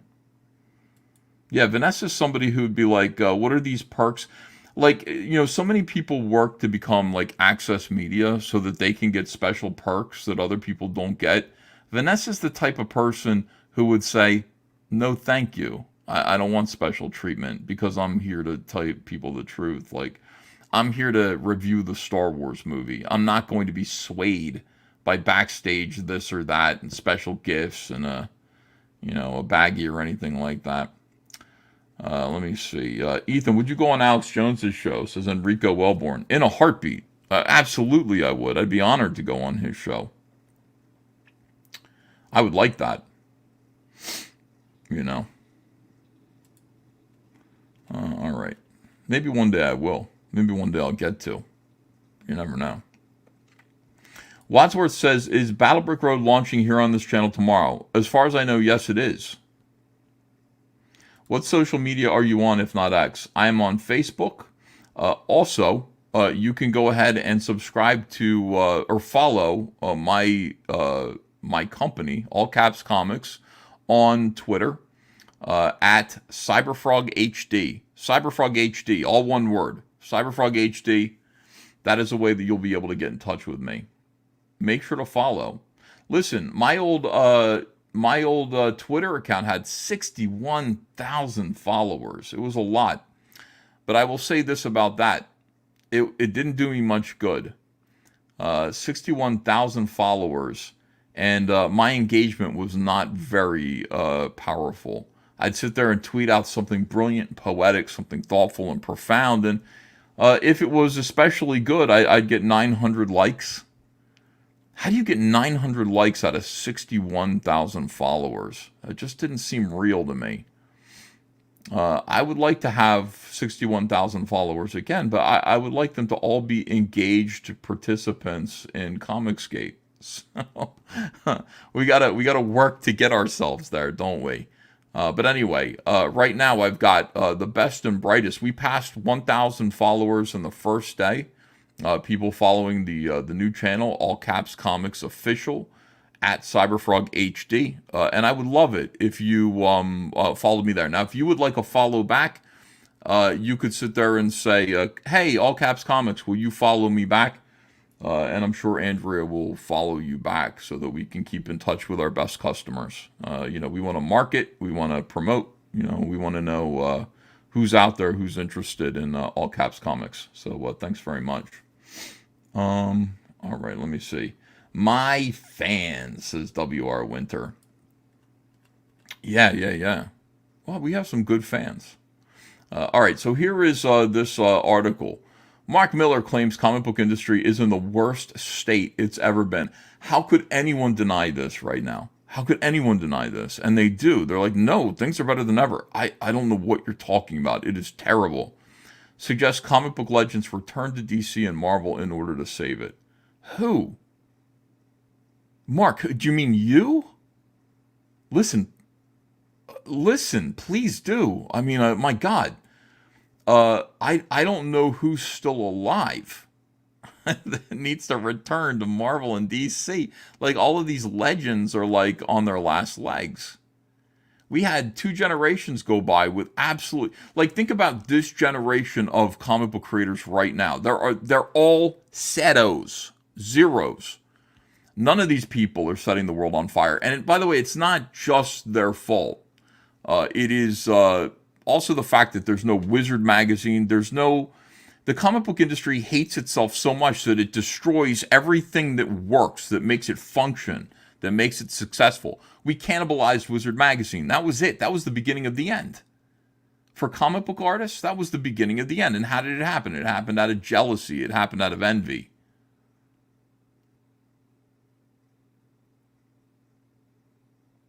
And so there's some good artists out there. I like Zoe Thorogood, even though she's a really good artist. She draws some stuff that I think is sort of slice of life. But I do follow, or I used to follow her on Twitter. I don't do that anymore. And I used to look at her artwork and be like, damn, dude, you're good. You're really, really good.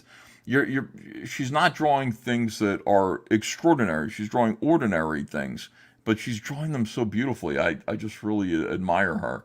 Snoram, wow, 11RU, thanks for $50. Says EVS almost 2 years ago. I quit my job of 21 years. Wow, thank you for $50. We were taken over by a merger and my job became intolerable. The last 2 years I built a new relationship with a private company 3,000 miles away. I will retire with them. I won. You won. Good for you, brother. Yeah, I do feel like I won.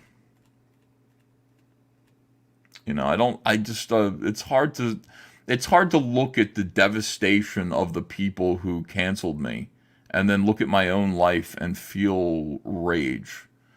I think many of them deserve awful things to happen to them. But here's the thing, awful things are happening to them. So, you know, what are you going to do? What is this about? Lol, of course Zoe gets brought up again. Ethan has a crush. When did I bring up Zoe?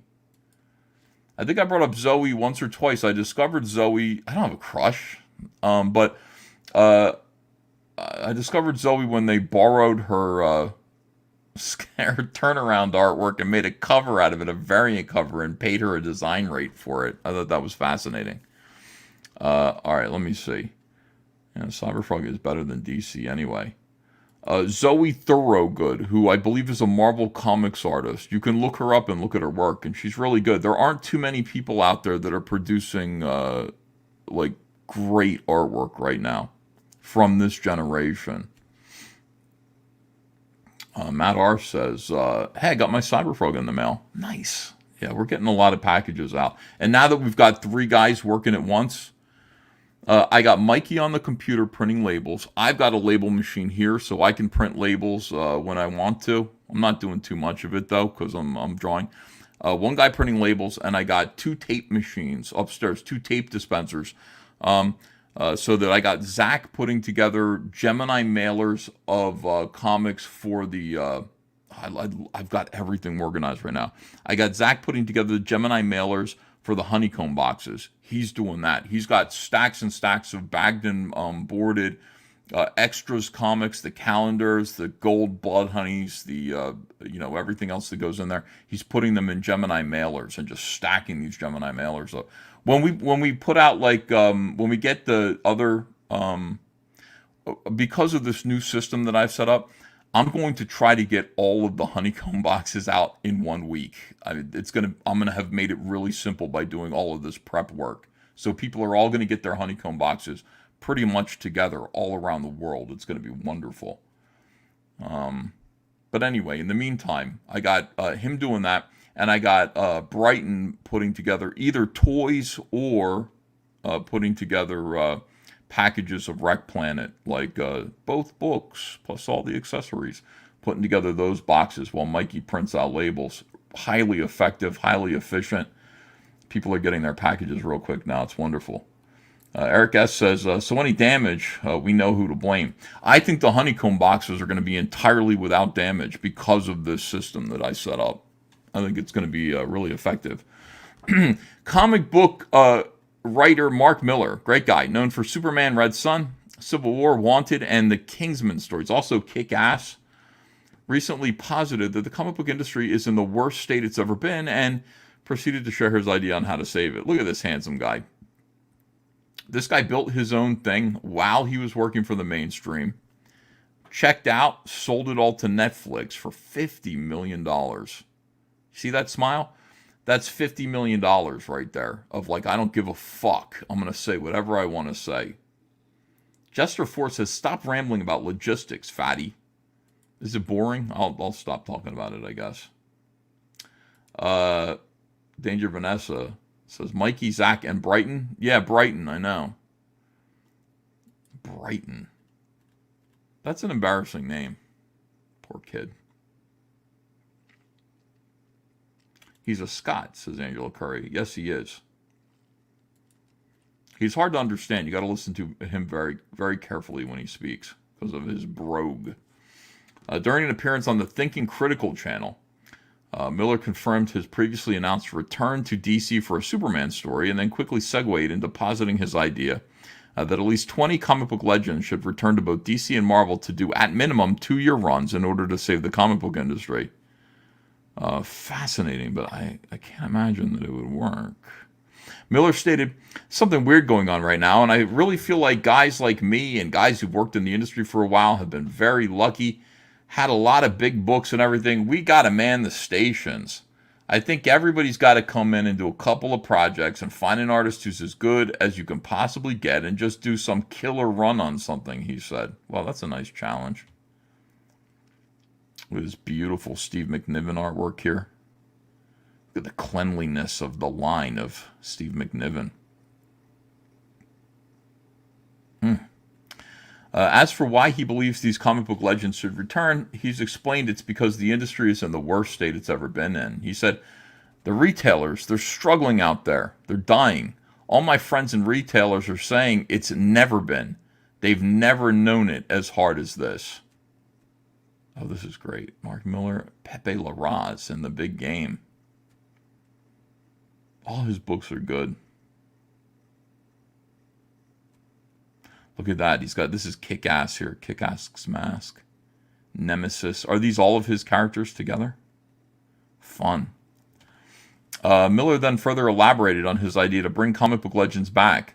And I was like, okay, let's get Olivier Coipel, Pepe Larraz or whatever, and let's go do Captain America, Wolverine run or something. Everybody's got to come back and do 2 runs, you know. And if 20 big name writers, 20 big name artists do that, you've got an amazing couple of years of comic books. We need to get something like that going again. You want to see some excitement over at Marvel and DC again, I think, he asserted.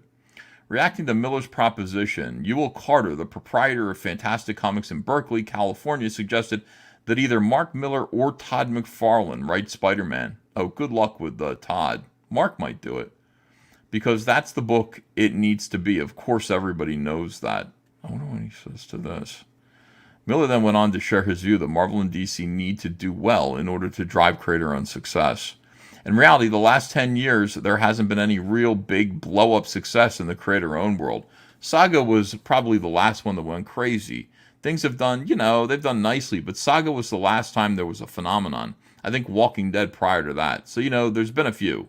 But the real success comes from the industry, and I'm not talking about as individuals, as creators. It comes from the industry when Marvel and DC are doing well, particularly Marvel. And again, people hate to hear this because you're making money for the man, you're showing up at a corporation, but the honest truth is the creator-owned growth comes from Marvel and DC doing well. I agree. From there, Miller returned to his idea to save the industry and noted that the current output from the companies is just not good. Everybody needs to go back and do 1 or 2 projects, I think. And I'm going to try to get my friends to do this over the next couple of years. Try and get some excitement going back at the companies. Obviously, there's some great books. There's 2 or 3 good books, I think, at DC right now. But you need 20 good books. There needs to be 20 great books, you stated. Miller continued, and you can go back and look at these other periods in history. Look at the 90s, look at the 80s, look at the 60s, and there were so many books that I couldn't afford to buy all the books I wanted to buy. And nobody's in that position anymore. Everybody's like, yeah, there's only like 2 things worth checking out. I want to see people in that position again where they're holding $20 in their hands, but they need 60 for the number of good books that come out that week. Wow. And meanwhile, we're looking at his books and they all look great. Jeez Louise. Miller's not the only one to suggest the comic book industry is struggling. Rod Lamberti, the owner of Rodman Comics in Ankeny, Ohio, revealed in a blog post at Bleeding Cool that his new comic sales are declining. He said new comic sales here at the comic store are increasingly slowing down. The recent death of Ms. Marvel and Amazing Spider-Man was not a big deal at the store. Oh, you're kidding me. You don't say. You mean people didn't give a shit that Ms. Marvel died? Nobody cared about that stunt? Latest issues of Iron Man and Hulk are low sellers. Characters have fans, but few are interested in their latest adventures, Lamberti added. Lamberti? This was a horrible comic and a horrible cover. DC Studio CEO James Gunn also informed Michael Rosenbaum earlier this year, I started out, I wanted to write comic books when I was younger. If I was writing comic books today, I'd probably be unhappy because so few people are reading comic books. Yeah, well, that's true. As far as other ideas to try to rejuvenate interest in DC and Marvel, Jim Lee believes James Gunn can do that. Well, he can't. He explained to The Hollywood Reporter, it's amazing to have partners, and Peter and James, particularly James, he was a comics fan growing up, and he knows our mythology inside out. And having that kind of ally in the live-action space allows us to really leverage what he is doing and allow us to market and sell comic books to new readers. No, it doesn't. Jim Lee is just pandering and try to like people with the most clout. Like you want to suck James Gunn's balls. Yeah, it's like he's gonna do comic book movies, dude. How do you get people reading comic books? They're gonna go to the movies, or they're not gonna go to the movies. But how do you get people to read, to go and buy comic books? And that is what. See, that's the thing. That's the difference between Mark Miller and like Jim Lee. Jim Lee only seems to really care about Hollywood. Mark Miller's talking about getting people to go to comic book stores with $60 in their pocket.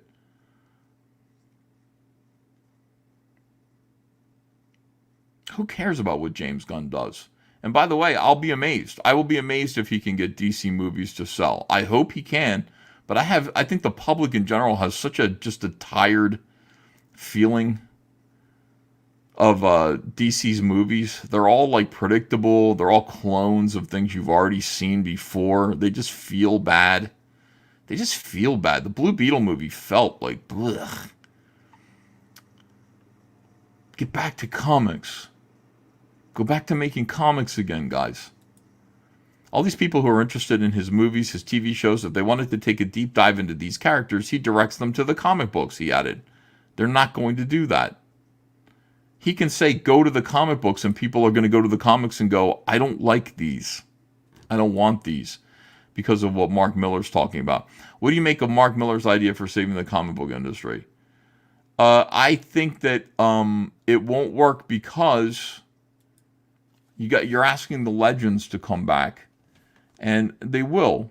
Mark Silvestri did, and he's going to do, like, Mark Silvestri took 12 years to draw his back.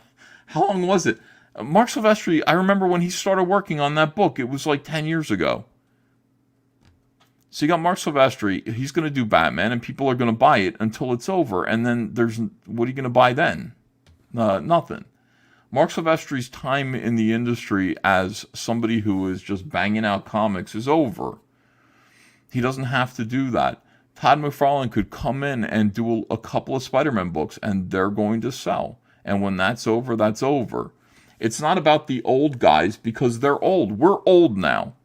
I don't want to do monthly comics for Marvel or DC. I don't want to do that. And I don't think anybody else who is my age, who's kind of escaped that, wants to go back to doing that either. They want to do their own thing. People mature and they say, I don't want to be on that hamster wheel anymore. I want to do comics, but I want to do them on my own terms. I want to do a graphic novel. I want to do an 18-issue epic about dinosaurs, or something like that. That's what people tend to sort of grow out of Captain America and Wolverine and all these books. That's what they end up doing. So Mark trying to get people to come back. Now, Mark coming back is different, because if Mark Miller came back and he said, I am personally, we got Jim Lee, who's running DC Comics, but he's an artist.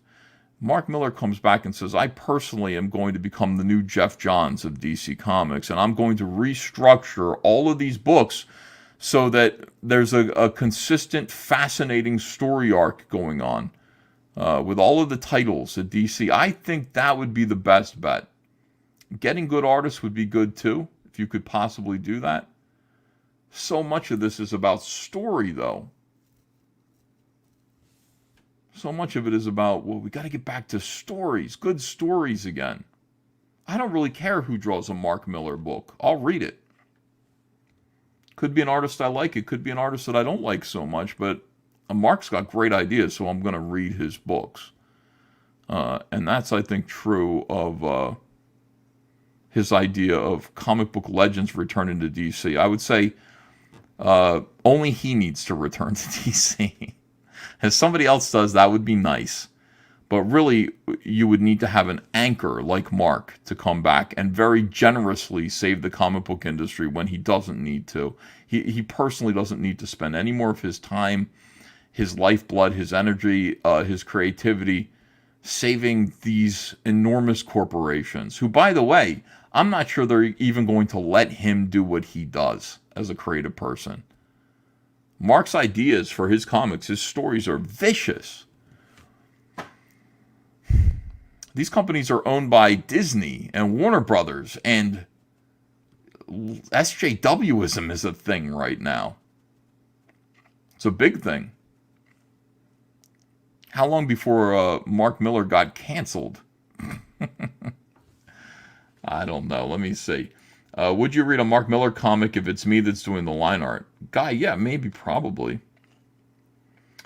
Josiah Fitch says, EVS Green Lantern again. I mean, no. No, I think I drew, even if I did go back to DC, I've drawn all the Green Lantern that I would ever want to draw. I don't need to do it ever again. Literally, I was out of energy on it. I was just like, enough already. What would I do if I went back to DC? What would I want to do? Other than like Batman? They offered me Aquaman right before I got kicked out. And it was Aquaman with Kelly Sue DeConnick. I would have left. There was nothing. Here, we'd like you to do Aquaman. There's nothing I want to do.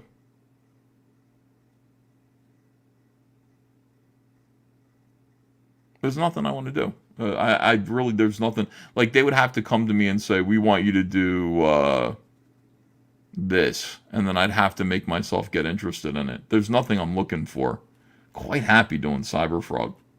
I couldn't be pulled away from it. EVS Flash again. I did everything I wanted to do on the Flash. Really. Nightwing, no. Absolutely not Nightwing. Lobo would be fun. Cyborg, no, I don't want to do Cyborg. I don't like Cyborg. I mean, I'd still like to do Plastic Man, I guess. Yeah. Lokta says, comic books doesn't need legends to come back. It needs good artists and good or great stories. Right. Listen, there will always be good artists. You just have to pay them. There aren't too many good new artists right now, to be fair. There aren't too many good new ones. But you can find them. The key thing is story. Again, it just is about story. And I don't think writers get as tired out as artists do. I would like to see Mark. I think Mark coming back and just saying, I'm going to restructure either Marvel or DC or both, you know, would be huge. That would actually probably work if he wanted to do that.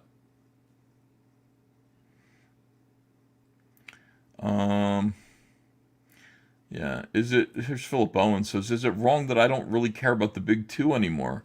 I buy almost all my comics online. I'm going to sell mine online.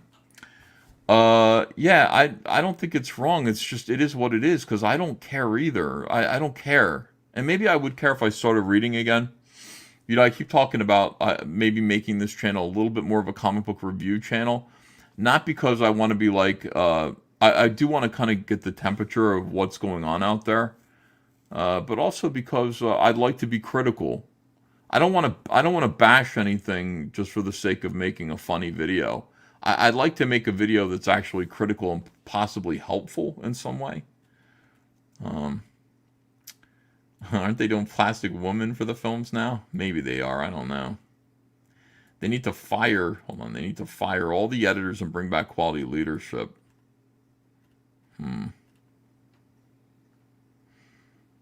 I don't think Mark could do anything with Marvel because Disney, but I think he has a better shot with DC because of the position the owners are in. And I think he relates to DC better, you know. Doing Superman is a good idea for him. He loves Superman. Yeah. I don't know. Interesting. Very interesting article. Very interesting thoughts from Mark. But again, this is what these guys do. They sit there and they look at the industry, how it's running without them. And maybe, you know, if I were going to be critical of what Mark is saying there, it might well be that, like, our assessment of things, of the way that the industry is going right now, is the assessment of the previous generation who's disappointed with the current generation, which is the way life goes. I look at the way things are going right now in terms of almost everything, and I just go, what the hell? Like, what is this? And I have to stop and go, oh, that's right, I'm getting old. Like, I don't get these kids. I don't understand these kids, but I'm not supposed to. Is the comic book industry creatively okay? Is it? And we just don't think that it is because it doesn't measure up to the standards that we held for ourselves when we were ruling the comic book industry. Is that a possibility? That's a possibility. I think a lot of SJWs would quickly accept that and go, yeah, that's exactly it, Ethan. That's what it is. I don't know. I'm not sure. I have to think about it, and I need to read some of their comics and really try to like them in order to do that. But ultimately, I don't think the future is in the past. It seems like an obvious statement, but Mark, I don't think the future is in the past. It certainly isn't anymore. I think the future is actually in the future. And as we look at the way technology is rapidly changing things, making people's lives much easier, making creativity, making the possibility of being creative much easier, of getting funding to make comic books possible, even to make movies, to make anything. Companies like Marvel and DC become obsolete. And since they're not making the characters behave the way that they used to, they're not telling the kinds of stories that people want them to, they're speeding up that obsolescence. Here's Biggins, who says, yeah, but the rock and comics industries are dying barely commercially viable. You mean music? The rock and comics industries? Rock music? Yeah. I think you're right, but they're being replaced with something else, right? And is that something else what the kids want? I don't know. Why do things need to be the way that we had them? I mean, that's at least you have to ask yourself that question, you know. Enrico Wellborn. Mark is just being political, speaking kindly of everyone. Mark is no dummy. Wet finger in the wind. Smart. Yeah. Well, he is. He does speak kindly of everyone. Is Fabix still at DC? I like his art. Yeah, I think he is. I like Jason a lot, too. Jason's a good guy, conservative Christian. He's been on this channel once. And he's a good person and a really excellent artist. I don't know what he's working on. For the life of me, I have no idea. Wilforce Wooster says, can the comic review show replace CG Kings? Listen, life happens. You never know.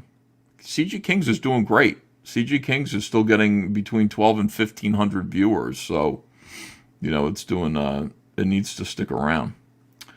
Let me see. The sad thing is nobody will be inspired by the comics from the modern industry compared to the past, so the legacy of these characters might die off. Right. Yeah, that's true. So what, though? I mean, so what? Does it matter? Who does it matter to? It matters to us. If it doesn't matter to the next generation, that's okay. That's just the way it is. Ethan, you need to have a weekly Sopranos episode reaction and review stream. That'd be fun. Jenko Morningstar says, I'd love for CG to create iconic characters like Cyberfrog and Isom with rogue galleries and epic moments fans never forget.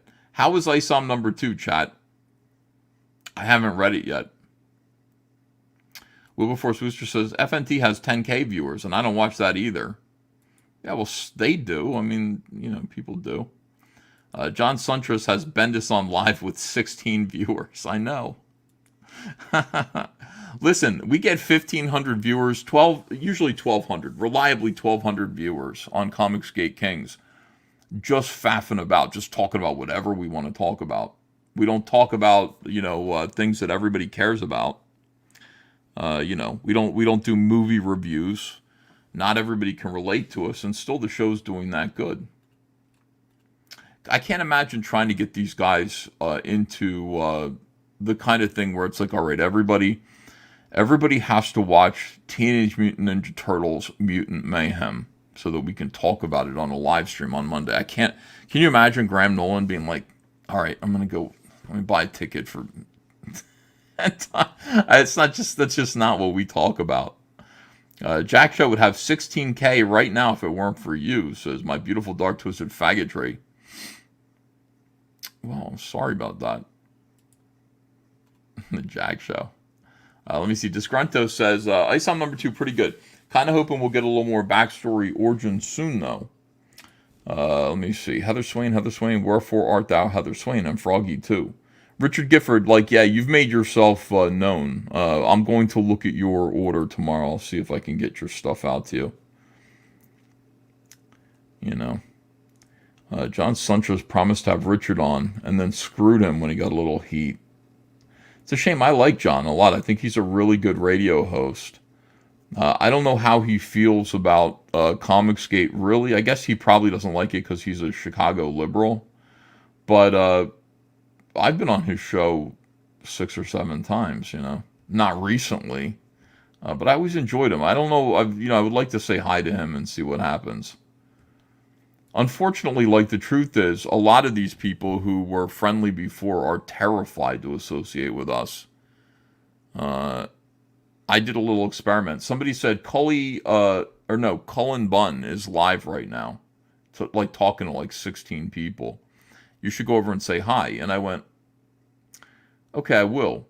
Now, I worked with Cullen Bunn on Sinestro. We did a bunch of Sinestro books together. I like Cullen. I said hi to him. But recently, something weird happened where, like, either Marvel or DC said we're getting out of the Cullen Bunn business. Like, what did Cullen do to deserve that? Like, a God only knows.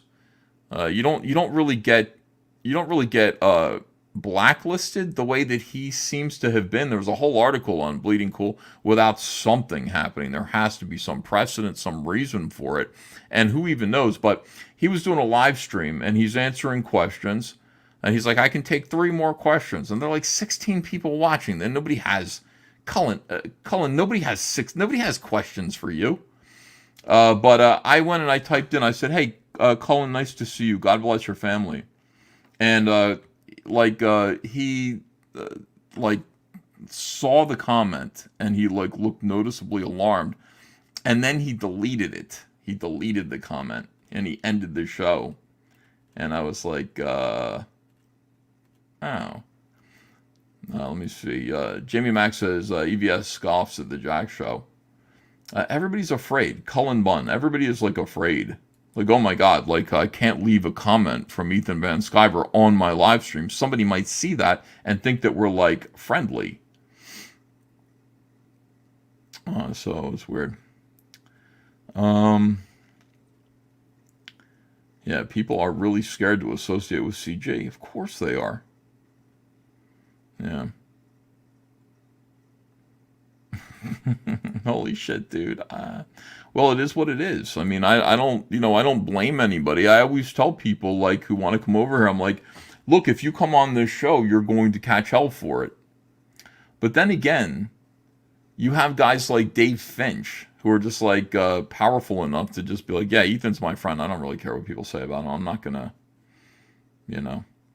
Mr. Dong says, that's sad. Maybe Cullen Bunn can go on the Stank stream and get some viewers.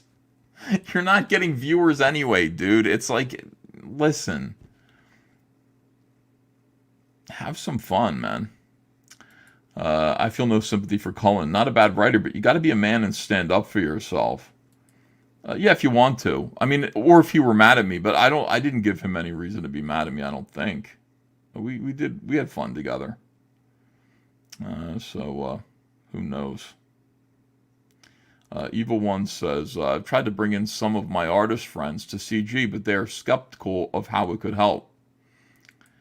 Yeah, I mean, it's a trade-off. Again, you're making a statement by joining Comicsgate. That's for sure.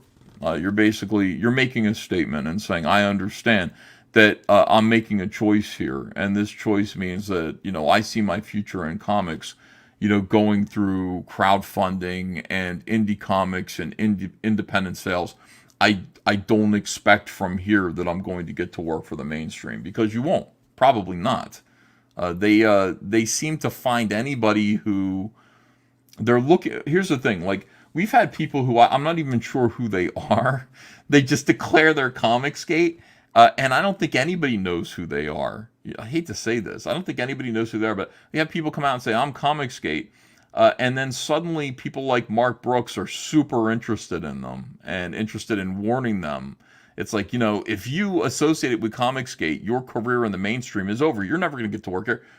They're not working anyway. Like, you guys are not, you're not getting any work anyway, and you probably won't from the mainstream. It's a game of musical chairs, and the number of chairs is rapidly shrinking. Take control of your life into your own hands. And listen, if you're, somebody who is an SJW, you don't believe what Comicsgate stands for anyway, what's the point? But if you do agree with us, join us. Believe in yourself. Bet on yourself. A lot of people are afraid to just to gamble on themselves. I think people who are doing great work and who have a lot of talent are self-confident enough to take a gamble on themselves, and I think that's everybody in Comicsgate is pretty much gambling on themselves. Rolling snake eyes, but no, I'm just kidding. Unhinged says, I'm Comicsgate. I don't know who I am. Yeah, it's like suddenly, like, obscure people will suddenly have all of these concern trolls around them. Like, oh, do you understand that, like, your career drawing Spider-Man, just don't let Mark Brooks steal your IP. Yeah, he did that before. Eric Weathers says, every campaign is a gamble. That is true.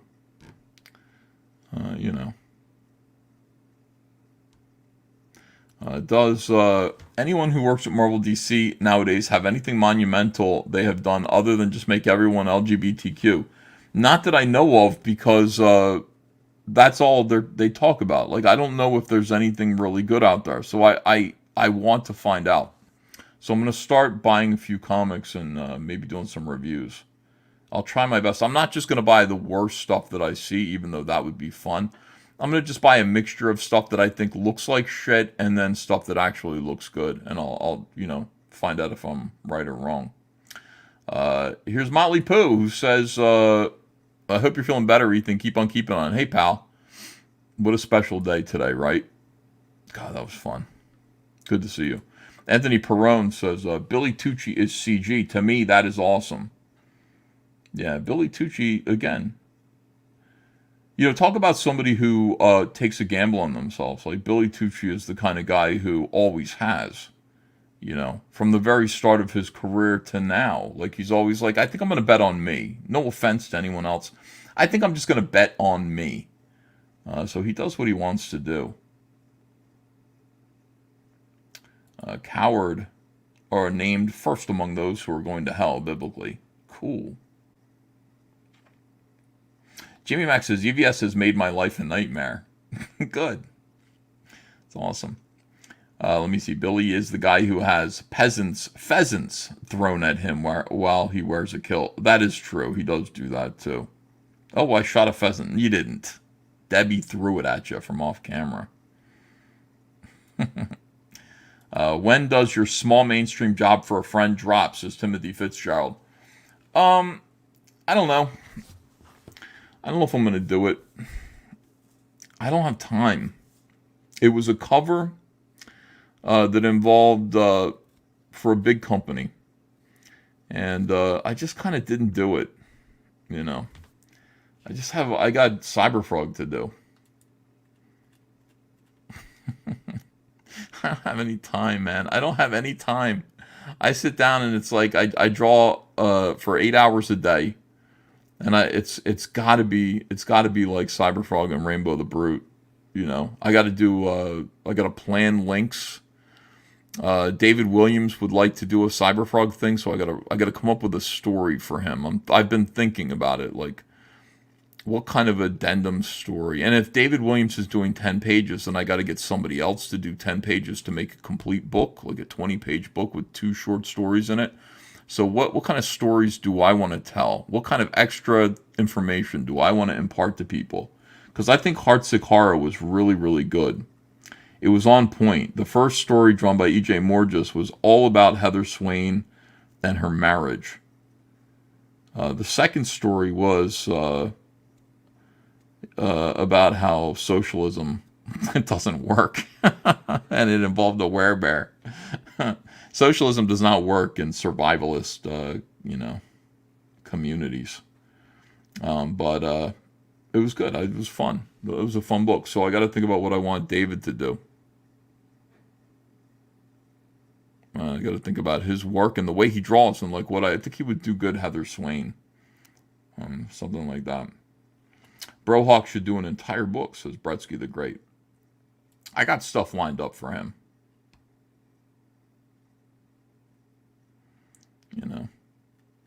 I got stuff lined up for David Williams. Don't you worry. I've got enormous opportunities on the horizon for a lot of people. EJ stripped his channel. EJ Morges. Do a story about Atrazine turning Cyberfrog gay, says Shaq. Let me see. Get Gabe to do the other half. That would be funny. Get Gabe El Taib to draw one half and David Williams to draw the other. Guy from Red Bank says, Heartsick Horror was aight. Did you read it, Guy from Red Bank? EJ skipped town. He's gone. His YouTube channel. Who? EJ Morges? He just did work for me. What do you mean?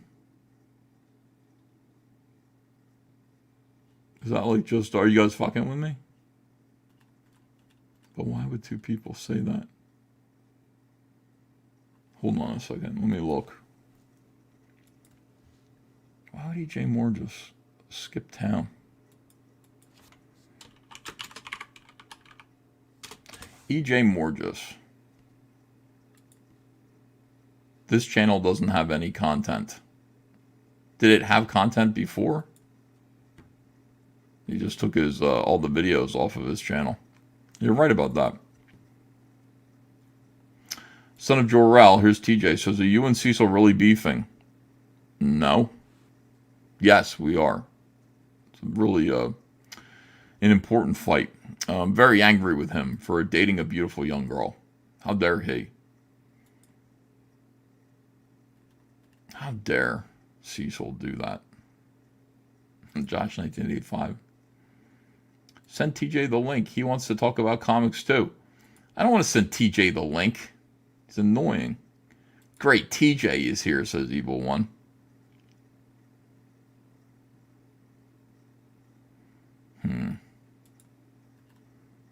Cecil is beefing up. EVS not so much. Oh, I get what you mean by that. Yeah. All right. I guess I'll go to... it's 2 in the morning. Should I go to bed or should I go do some more work? TJ, do you want to come on here and say what you want to say? Hold on a second.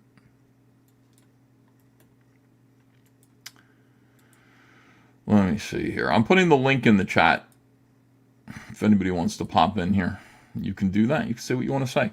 Life is Good says, when can you return to Twitter X? Have you talked about Trump returning tonight? Just got here. Hail. No, I have not talked about Trump returning tonight. My old channel, at Ethan Van Sciver, is not returning. Channel, Twitter page, what do you call it? Not returning as far as I know. Unless I reach out to some very important people and ask them to do a favor, which I don't want to do. I don't think it's a good favor to return your Twitter page. When I need a favor, it's going to involve other things, if you know what I mean. It's going to involve people going bye-bye. So I don't need to go to these people to get my Twitter page back. In the meantime, there is a new channel, a new Twitter page called @CyberFrogHD. It is the official Twitter for All Caps Comics. You could please follow that. TJ, did you follow my new All Caps Comics Twitter page or no? Absolutely not. I'm not on Twitter at all. I'm not on any social media. Cars in Depth says, Cyberfrog exists to fight the Vespas. What happens if he wins? Then he's done. But you know what? There is a story beyond. Let's say Cyberfrog does beat the Vespas. I have a whole other thing for him to get involved with that gets hinted at in Salamandroid Death Sting. There's a whole other thing that he would need to do.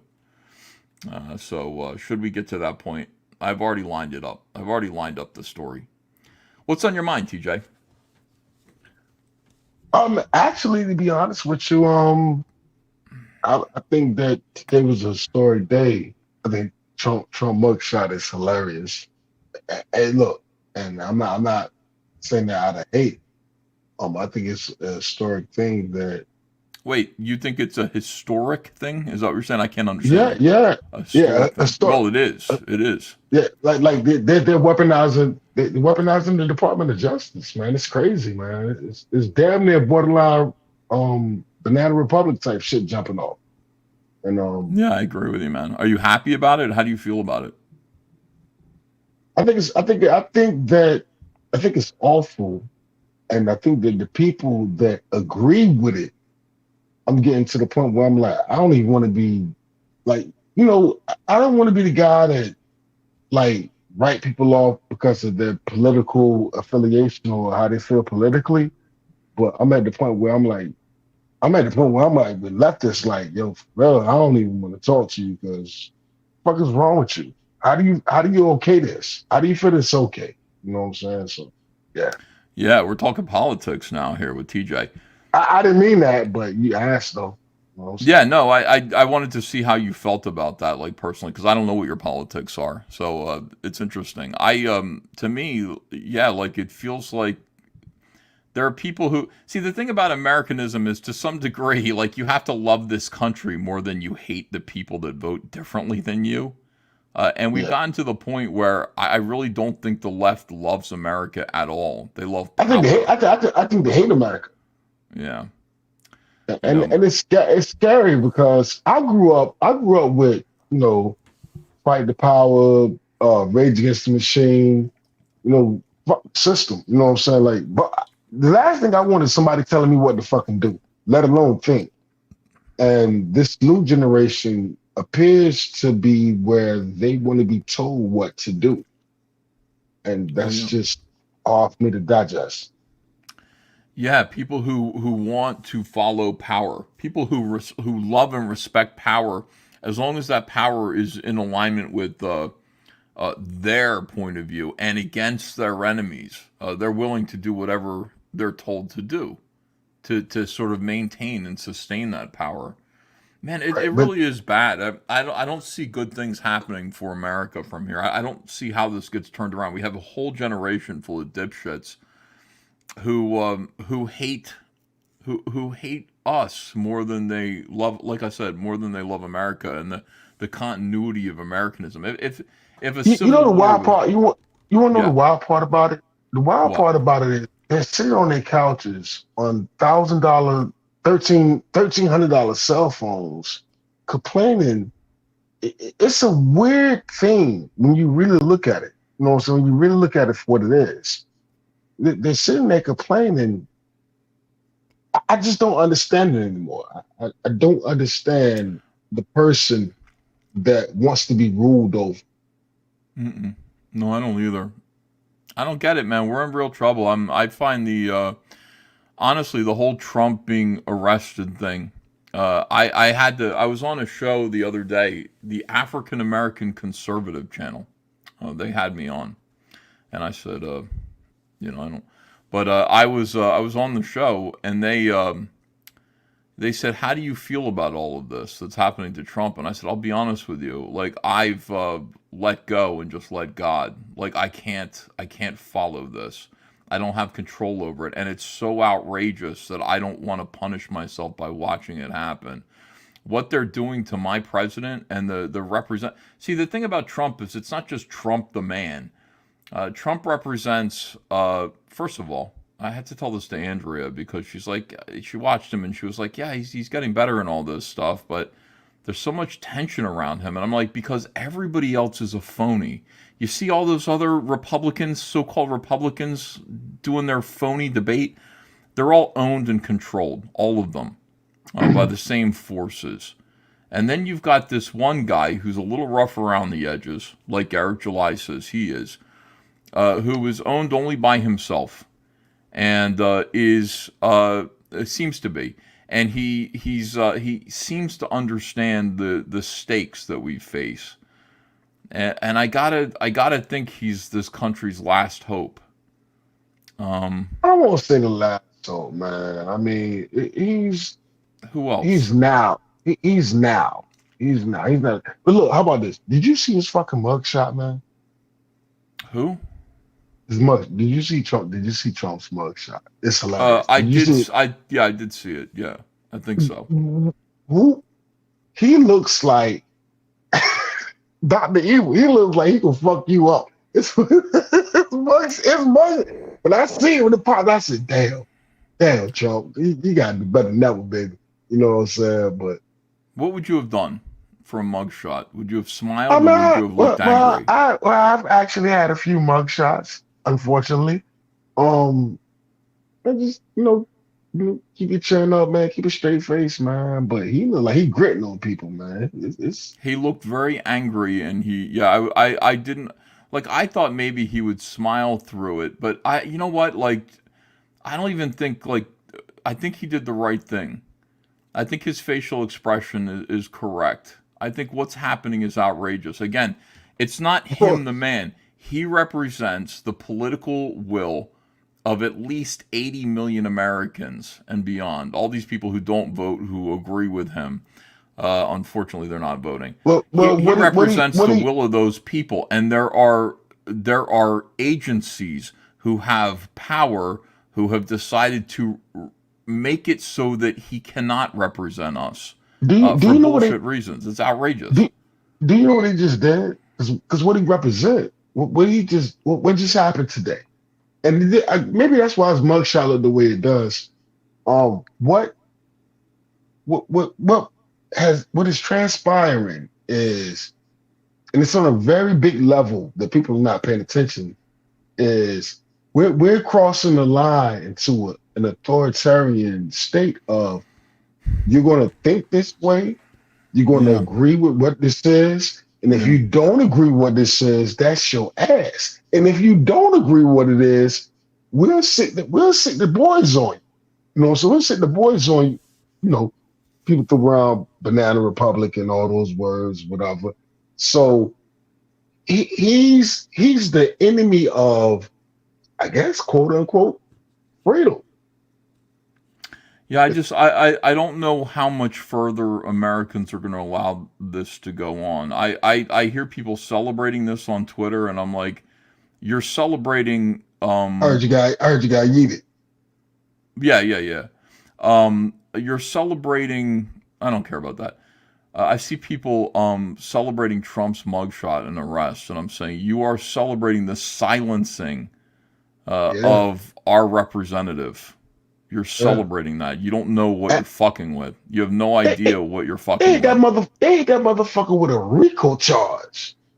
RICO charge, bro. You know what I'm saying? Well, that's a very broad racketeering. That's very broad. Yeah. And the punishment for that is also very severe, which is why they did it. So I don't know. To me, I find it infuriating, and yet I can't even. Like I can't even cope and seethe over it. I need to worry about something else. And this is one of those things where I got to leave it up to God. If I'm needed for anything to vote anywhere, if I'm empowered in any way to make a difference, I certainly will be there to cast a vote and to do what I can do. But right now, as a powerless citizen, all I can do is watch this and be angry about it. And I gotta just say, it's up to God. Like if America is going to succeed, if America is going to persist after this, it's going to be because of God, and it's not going to be because I don't see it. I think about 12 years ago to 15 years ago. I think when they threw out on the table that men can turn into women and women can, and I know I don't want to mess the channel up, you know, and make them get pregnant or whatever. I took it as, okay, well, they just said fuck it. It is what it is. 2 + 2 is 5. What are you gonna do about it? Yeah, I know. I know. And also, you know, you've got to do these things. The government is enforcing these mandates. We don't have to get into what those were. Enforcing these mandates. You know, clearly, you know, there's. You're not allowed to complain about. This is a flex. Now listen, you know, back in 2000, think about this. In the election of 2000, you remember that. You remember Al Gore versus George Bush. And you remember that the election was really close. And Florida, and it went down to Florida, and Al Gore was saying that Florida was the same thing they're doing right now. I know what you're talking about. Well, the country was allowed to contest and say that the election was rigged over something like hanging chads. Do you understand? It was the smallest little irregularity, the most tiny like, I don't think that voting card was punctured correctly. That's what people were contesting an election about in 2000. And by the way, they were allowed to do so. Nobody was thrown in jail. Al Gore was one of the guys who was saying, this doesn't feel quite right. Hillary Clinton in 2016, this president's illegitimate. People used to be allowed, it seemed, or at least the left has always been allowed and tolerated to question the validity of elections because this is America and you're allowed to do that, or you were. Now you're sent to jail. Now, you know, you are in prison. You're accused of racketeering and things like that. Racketeering. That's what I'm saying. It's very important that people pay attention to this because this isn't just what they went after him, Stormy Daniels, the Russia collusion. I mean, it's never ended. You know what I'm saying? So it gets to the point, and I'm not even a Trumper. I'm not like your boy Jeremy or whatever. That's like my identity is I love a politician. That's not it. But it gets to a certain point where you got to look at it like with your own eyes, like, yo, they're doing something. They're flexing and letting you know if you stand up against the system, you're in trouble. You're in trouble. Yeah. You're in trouble. That's the way it is. So I don't know. I don't know what to do except look. I'm just let's try to get through this year. Let's go back and try really hard to meet them again at the ballot box and see what we can do. But there are people who just feel like their vote doesn't matter anyway. Everything that we were accused of turns out this is what they were doing all along, and that's whenever when you say we, what does that mean? I mean normal people. Okay. You know what I mean? I mean normal people who aren't politically left-wing ideologues. I mean everybody else, and I mean just liberals even. Anybody else who isn't like a radical left-wing ideologue who's applauding the president, the former president being put in jail. You don't understand the Rubicon this country has crossed in that way. Cross the Rubicon. Explain to the audience what crossing the Rubicon is. They know, TJ. They're educated people. Philosophical philosopher. Thanks for $20. Please keep speaking your mind. It represents so many of us without your clout. We appreciate and need your voice. You are a loved human sunbeam for sure. Great guest. Oh, people like you, TJ. You're doing good. Thank you very much. I appreciate the $20. What the fuck is a Rubicon? The car? It says I think no. Okay, here's okay. So with the Roman Empire, when Caesar before Caesar got in power, he was a general that he was going off, you know what I'm saying, conquering. He was conquering and stuff. So the correct me if I'm wrong, who was in power at the time before Caesar? So this is basically the Rubicon was a river that once Caesar's army crossed it, there was the point of no return. We were going to war. So people use it now as an expression, which means this is the point of no return. Once you cross this line, you know, people do that in Bugs Bunny cartoons. Bugs will be like, he'll draw a line with his foot. He'll be like, I dare you to cross over this line. Yosemite's saying, I'm crossing it. Well, that's basically the Rubicon. Once you cross this line, then it's on. Like you're declaring that you're ready for war, and that's kind of what this is. By imprisoning, and listen, like the election is next year. It'd be another thing, by the way, if like the election was over next year and Trump didn't win, and then even that would be pushing it. But listen. You're trying to jail the top Republican candidate for president by a wide margin. Over a phone call. The horse shit. A phone call, bro. Like it's bad. They're showing you. They're showing you that people need to be scared of this. It need to be scared. Just not him being indicted and going in and being booked and all of the things you put all of it together because the left is showing you that they're saying to you, get down or lay down. Yeah. And that ain't America, Booster bro. says, on this stream, TJ is definitely the smartest person in the room. Well, you're in the room too, Wilberforce. So how do you like that? TJ, you're smarter than anyone currently on the show or on this channel. Wilbur, him, Will Hung and Dunn. There's trolls, bro. And, I done told the trolls plenty of times they can kiss my hot pot. Nice and clean, but you need a better microphone, I think, or a better internet connection. It's hard. Like every fifth word kind of drops out, and when it happens, I assume you're saying the N-word. You know what I mean? Like it's censoring the N-word when you talk. Well, your internet connection or your microphone is making it so that when you talk, every fifth or sixth word is censored. Where the N-word So come I from? feel like maybe you're saying, because the N-word gets censored. So I feel like you're screaming the N-word on my channel, and my channel is automatically censoring you. Being that you brought this up, being that you brought up the N-word, Ethan Van Dyke, right? Yeah, And, yeah. I know you're not responsible for everybody, but I will say this. In my entire life, I've never been called the N-word more than I have been called in this community. What do you think about that? I don't know. How many times are you being called the N-word, and by who? Just random people, and multiple times, countless, but multiple times. They call me fat and gay, TJ. I don't think I've ever been called fat or gay more than I have since I've been here. What was you in the hospital? Like, did you? What's up with that? Whiplash. Hold on a second now. One thing at a time. Who's calling you the N-word?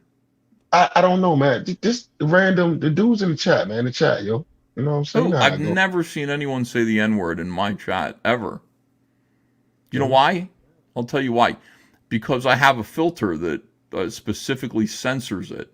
So anybody I had to type the N-word into my YouTube. It's like, what words do you want censored? And I went, the N-word? That's one of them. So I had to actually type the N-word in there. I've been called. So I know you're lying.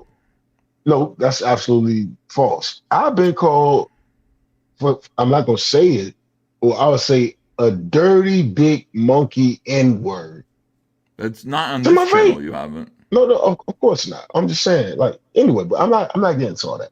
What I do want to ask you, like, what was you? I heard, was you like, did you have a heart attack or something? No, I had heart pains. I had pains in my chest, right? And my left arm was numb.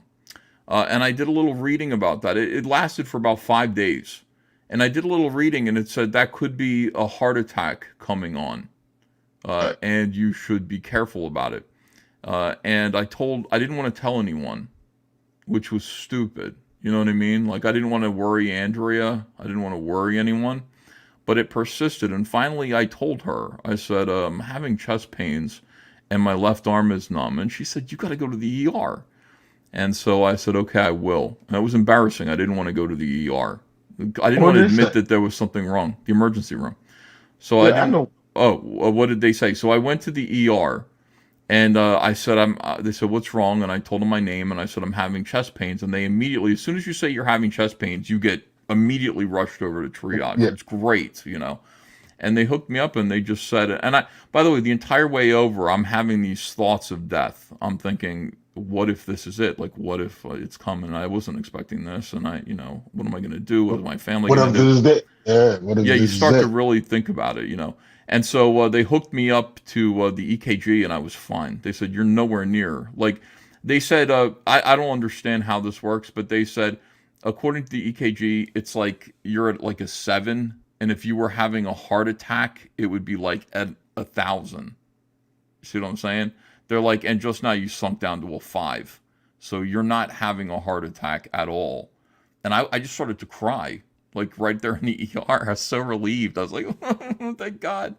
I was terrified. I know what you're talking about too, because like my hands be getting numb, man. My leg, you hear about I have family members that had strokes and heart attacks and stuff, and those are signs. So I know exactly what you're talking about, and you get nervous when it happens. Like, oh, hope I ain't, this ain't me. I ain't punching out. I'm not ready to die, like, at all. Like, I'm just not. I can't leave Ava. I can't leave Andrea and Ava. I can't do it. I got to stick around. So, they took me back to the ER. They ran a bunch of tests on me and stuff, and they said I was in excellent health, but they said follow up with a cardiologist. And then Cecil, God bless him, he said, you know what it is? He's like, first of all, you're overweight, but the second thing is you're hunched over a desk all the time like this. And he goes, do this stretch. And he sent me a video of a woman doing this and then pushing down on both arms. And I can't even do, like, she was able to hold each hand. I can't do that with my arms.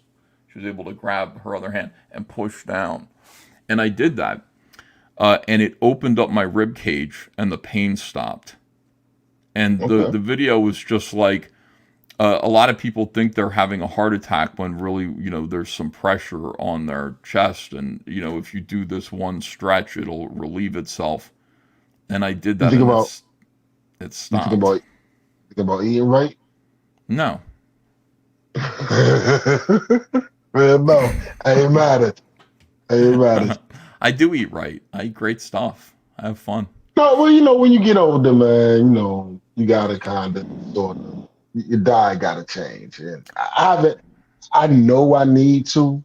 I love my fried quarter. It is what it is, but they're gonna clown me. I love my fried chicken. I love steak. I love.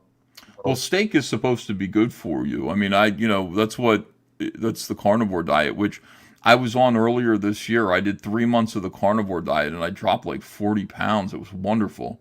And I didn't mind it either. I don't mind eating steaks. I missed eating fruit and vegetables. You don't get to eat that stuff. But just eat meat, nothing but meat. And that's all. And you are going to lose weight and enjoy it. It's expensive because steak is expensive.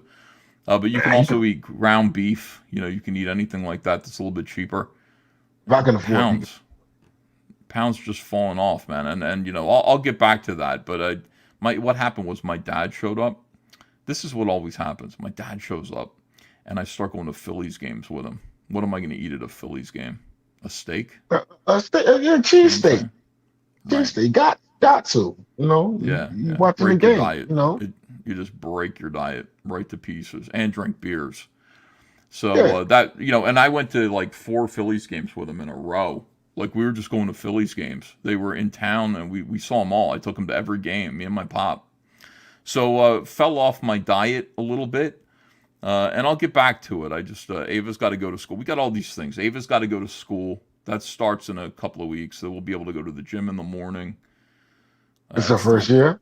It's not easy. No. She's going to be in 2nd grade. She's 7 years old, but she's got autism, so she acts kind of like a 3 or a 4-year-old, which is, it's a whole. She doesn't communicate all the time. What was cool, TJ, is today she said, "I want to draw." She doesn't talk much. Like she does something called scripting, which is repeating television. She memorizes television and repeats it. But she said, "I want to draw a baby dinosaur, Daddy. I want to draw a baby dinosaur." And I said, "Good. Here's some paper. Here's some markers." She hasn't really drawn. Draw a baby dinosaur. And she did one of. I've seen her do a couple of drawings at school, but I've never seen her do a drawing at home. And she did it. Hold on a second. I'll show you this, which is interesting. I seen when you said one of the dopest things you said. I guess you was doing your art, and she came and drew like a potato on your. She came and drew a potato on one of your battles, and you was like, yo, I'm going to incorporate that in. Yeah. So, now look at this. Look at the smiley face and the eyeballs. Look at the green. That's clearly a dinosaur. And there's the blue sky. Look at how she did the blue sky. So she got upset with herself. She said, "I can't do it. Doesn't look like a baby dinosaur." And she was like, "Daddy, I need your help." And I was like, "Here's where Daddy comes in." So I drew her. She showed me a picture of the baby dinosaur that she wanted from her computer. And I went through it with her. So I said, "I'm going to draw this like this. Is this right? This arm. Look at this. Is that C?" And she's like so happy that I'm getting it right. And she goes, "Draw a diaper on him." So I drew a diaper on the baby dinosaur. She understands what I do now. I draw. Like that got through to her. Daddy can draw. If I say, "Daddy, draw something," Daddy will draw something for me. And then she took the markers and she colored in the drawing I did of a baby dinosaur. It was wonderful. And Andrea said, "I think she might be you." Because Hunter's nothing like me. Hunter is into cars and guns and everything.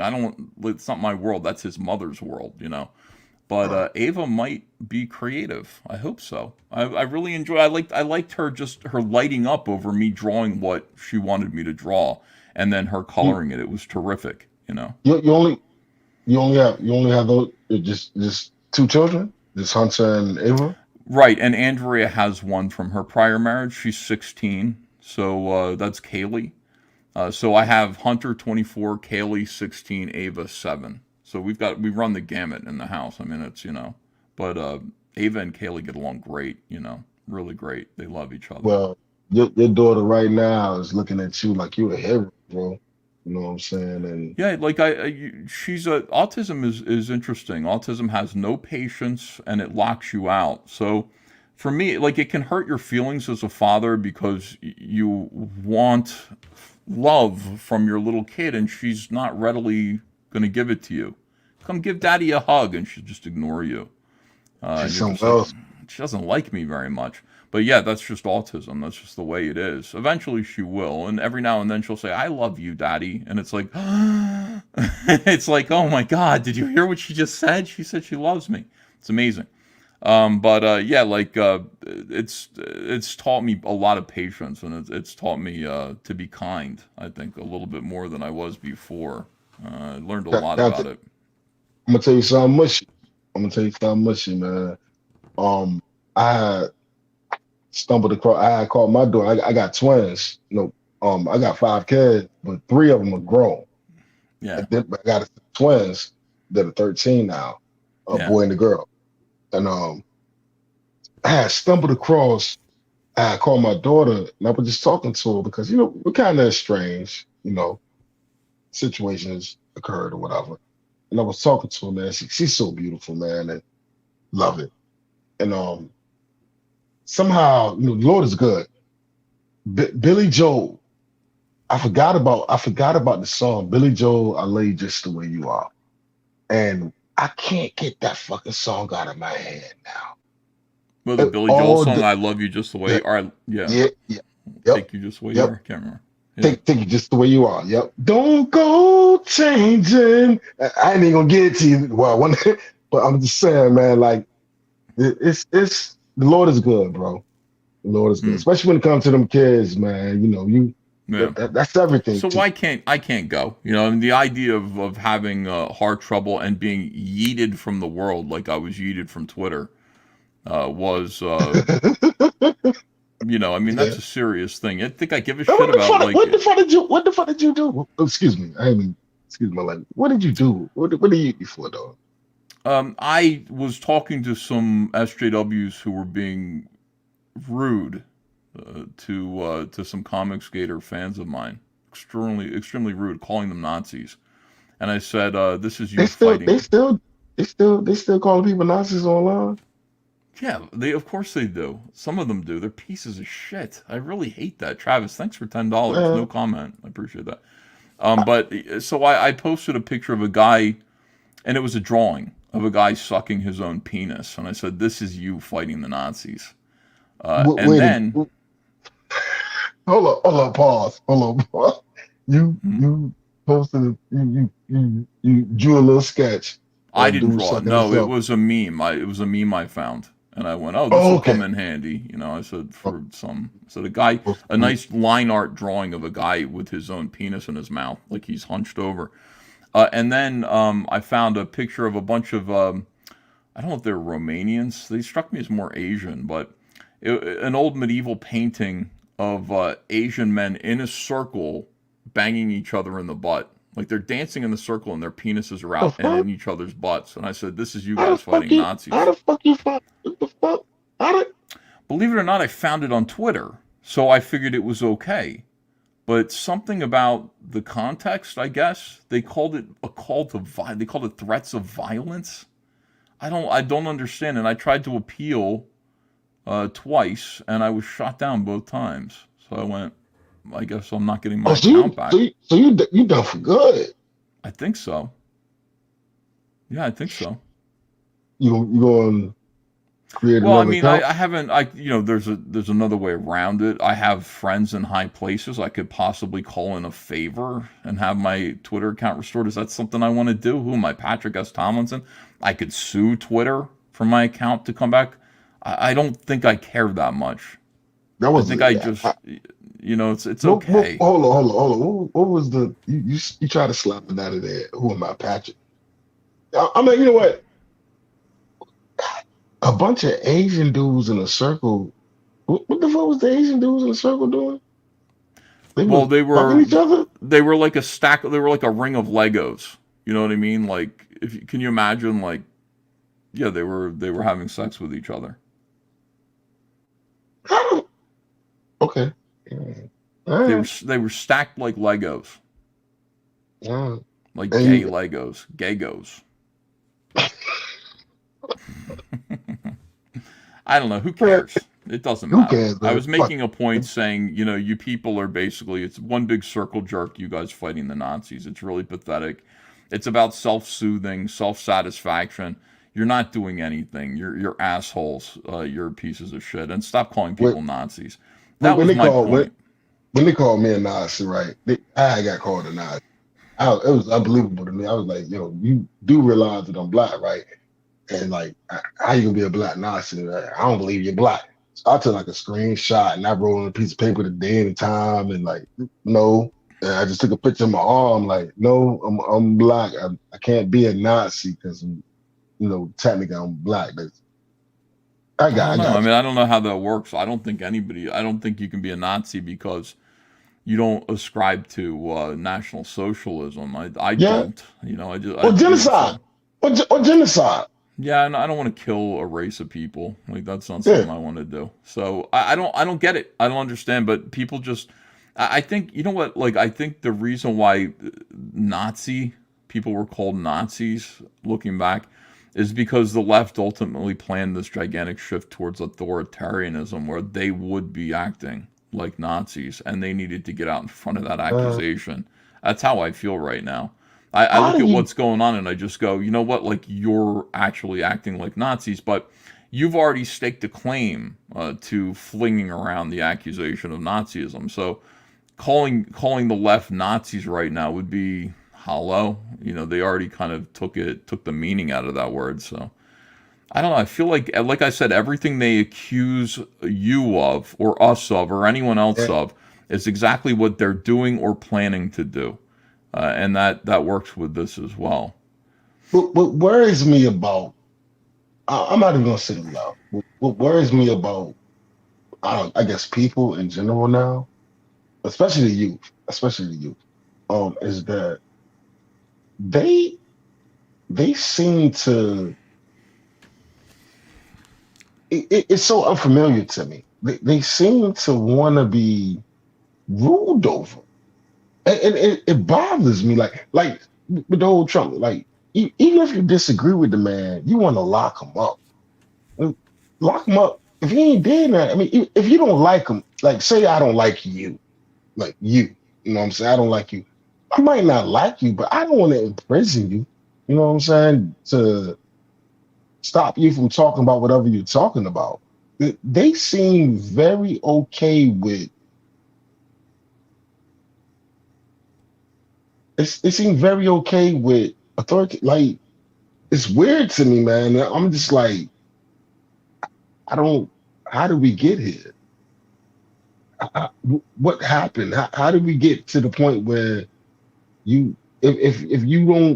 I don't agree with if I don't agree with your new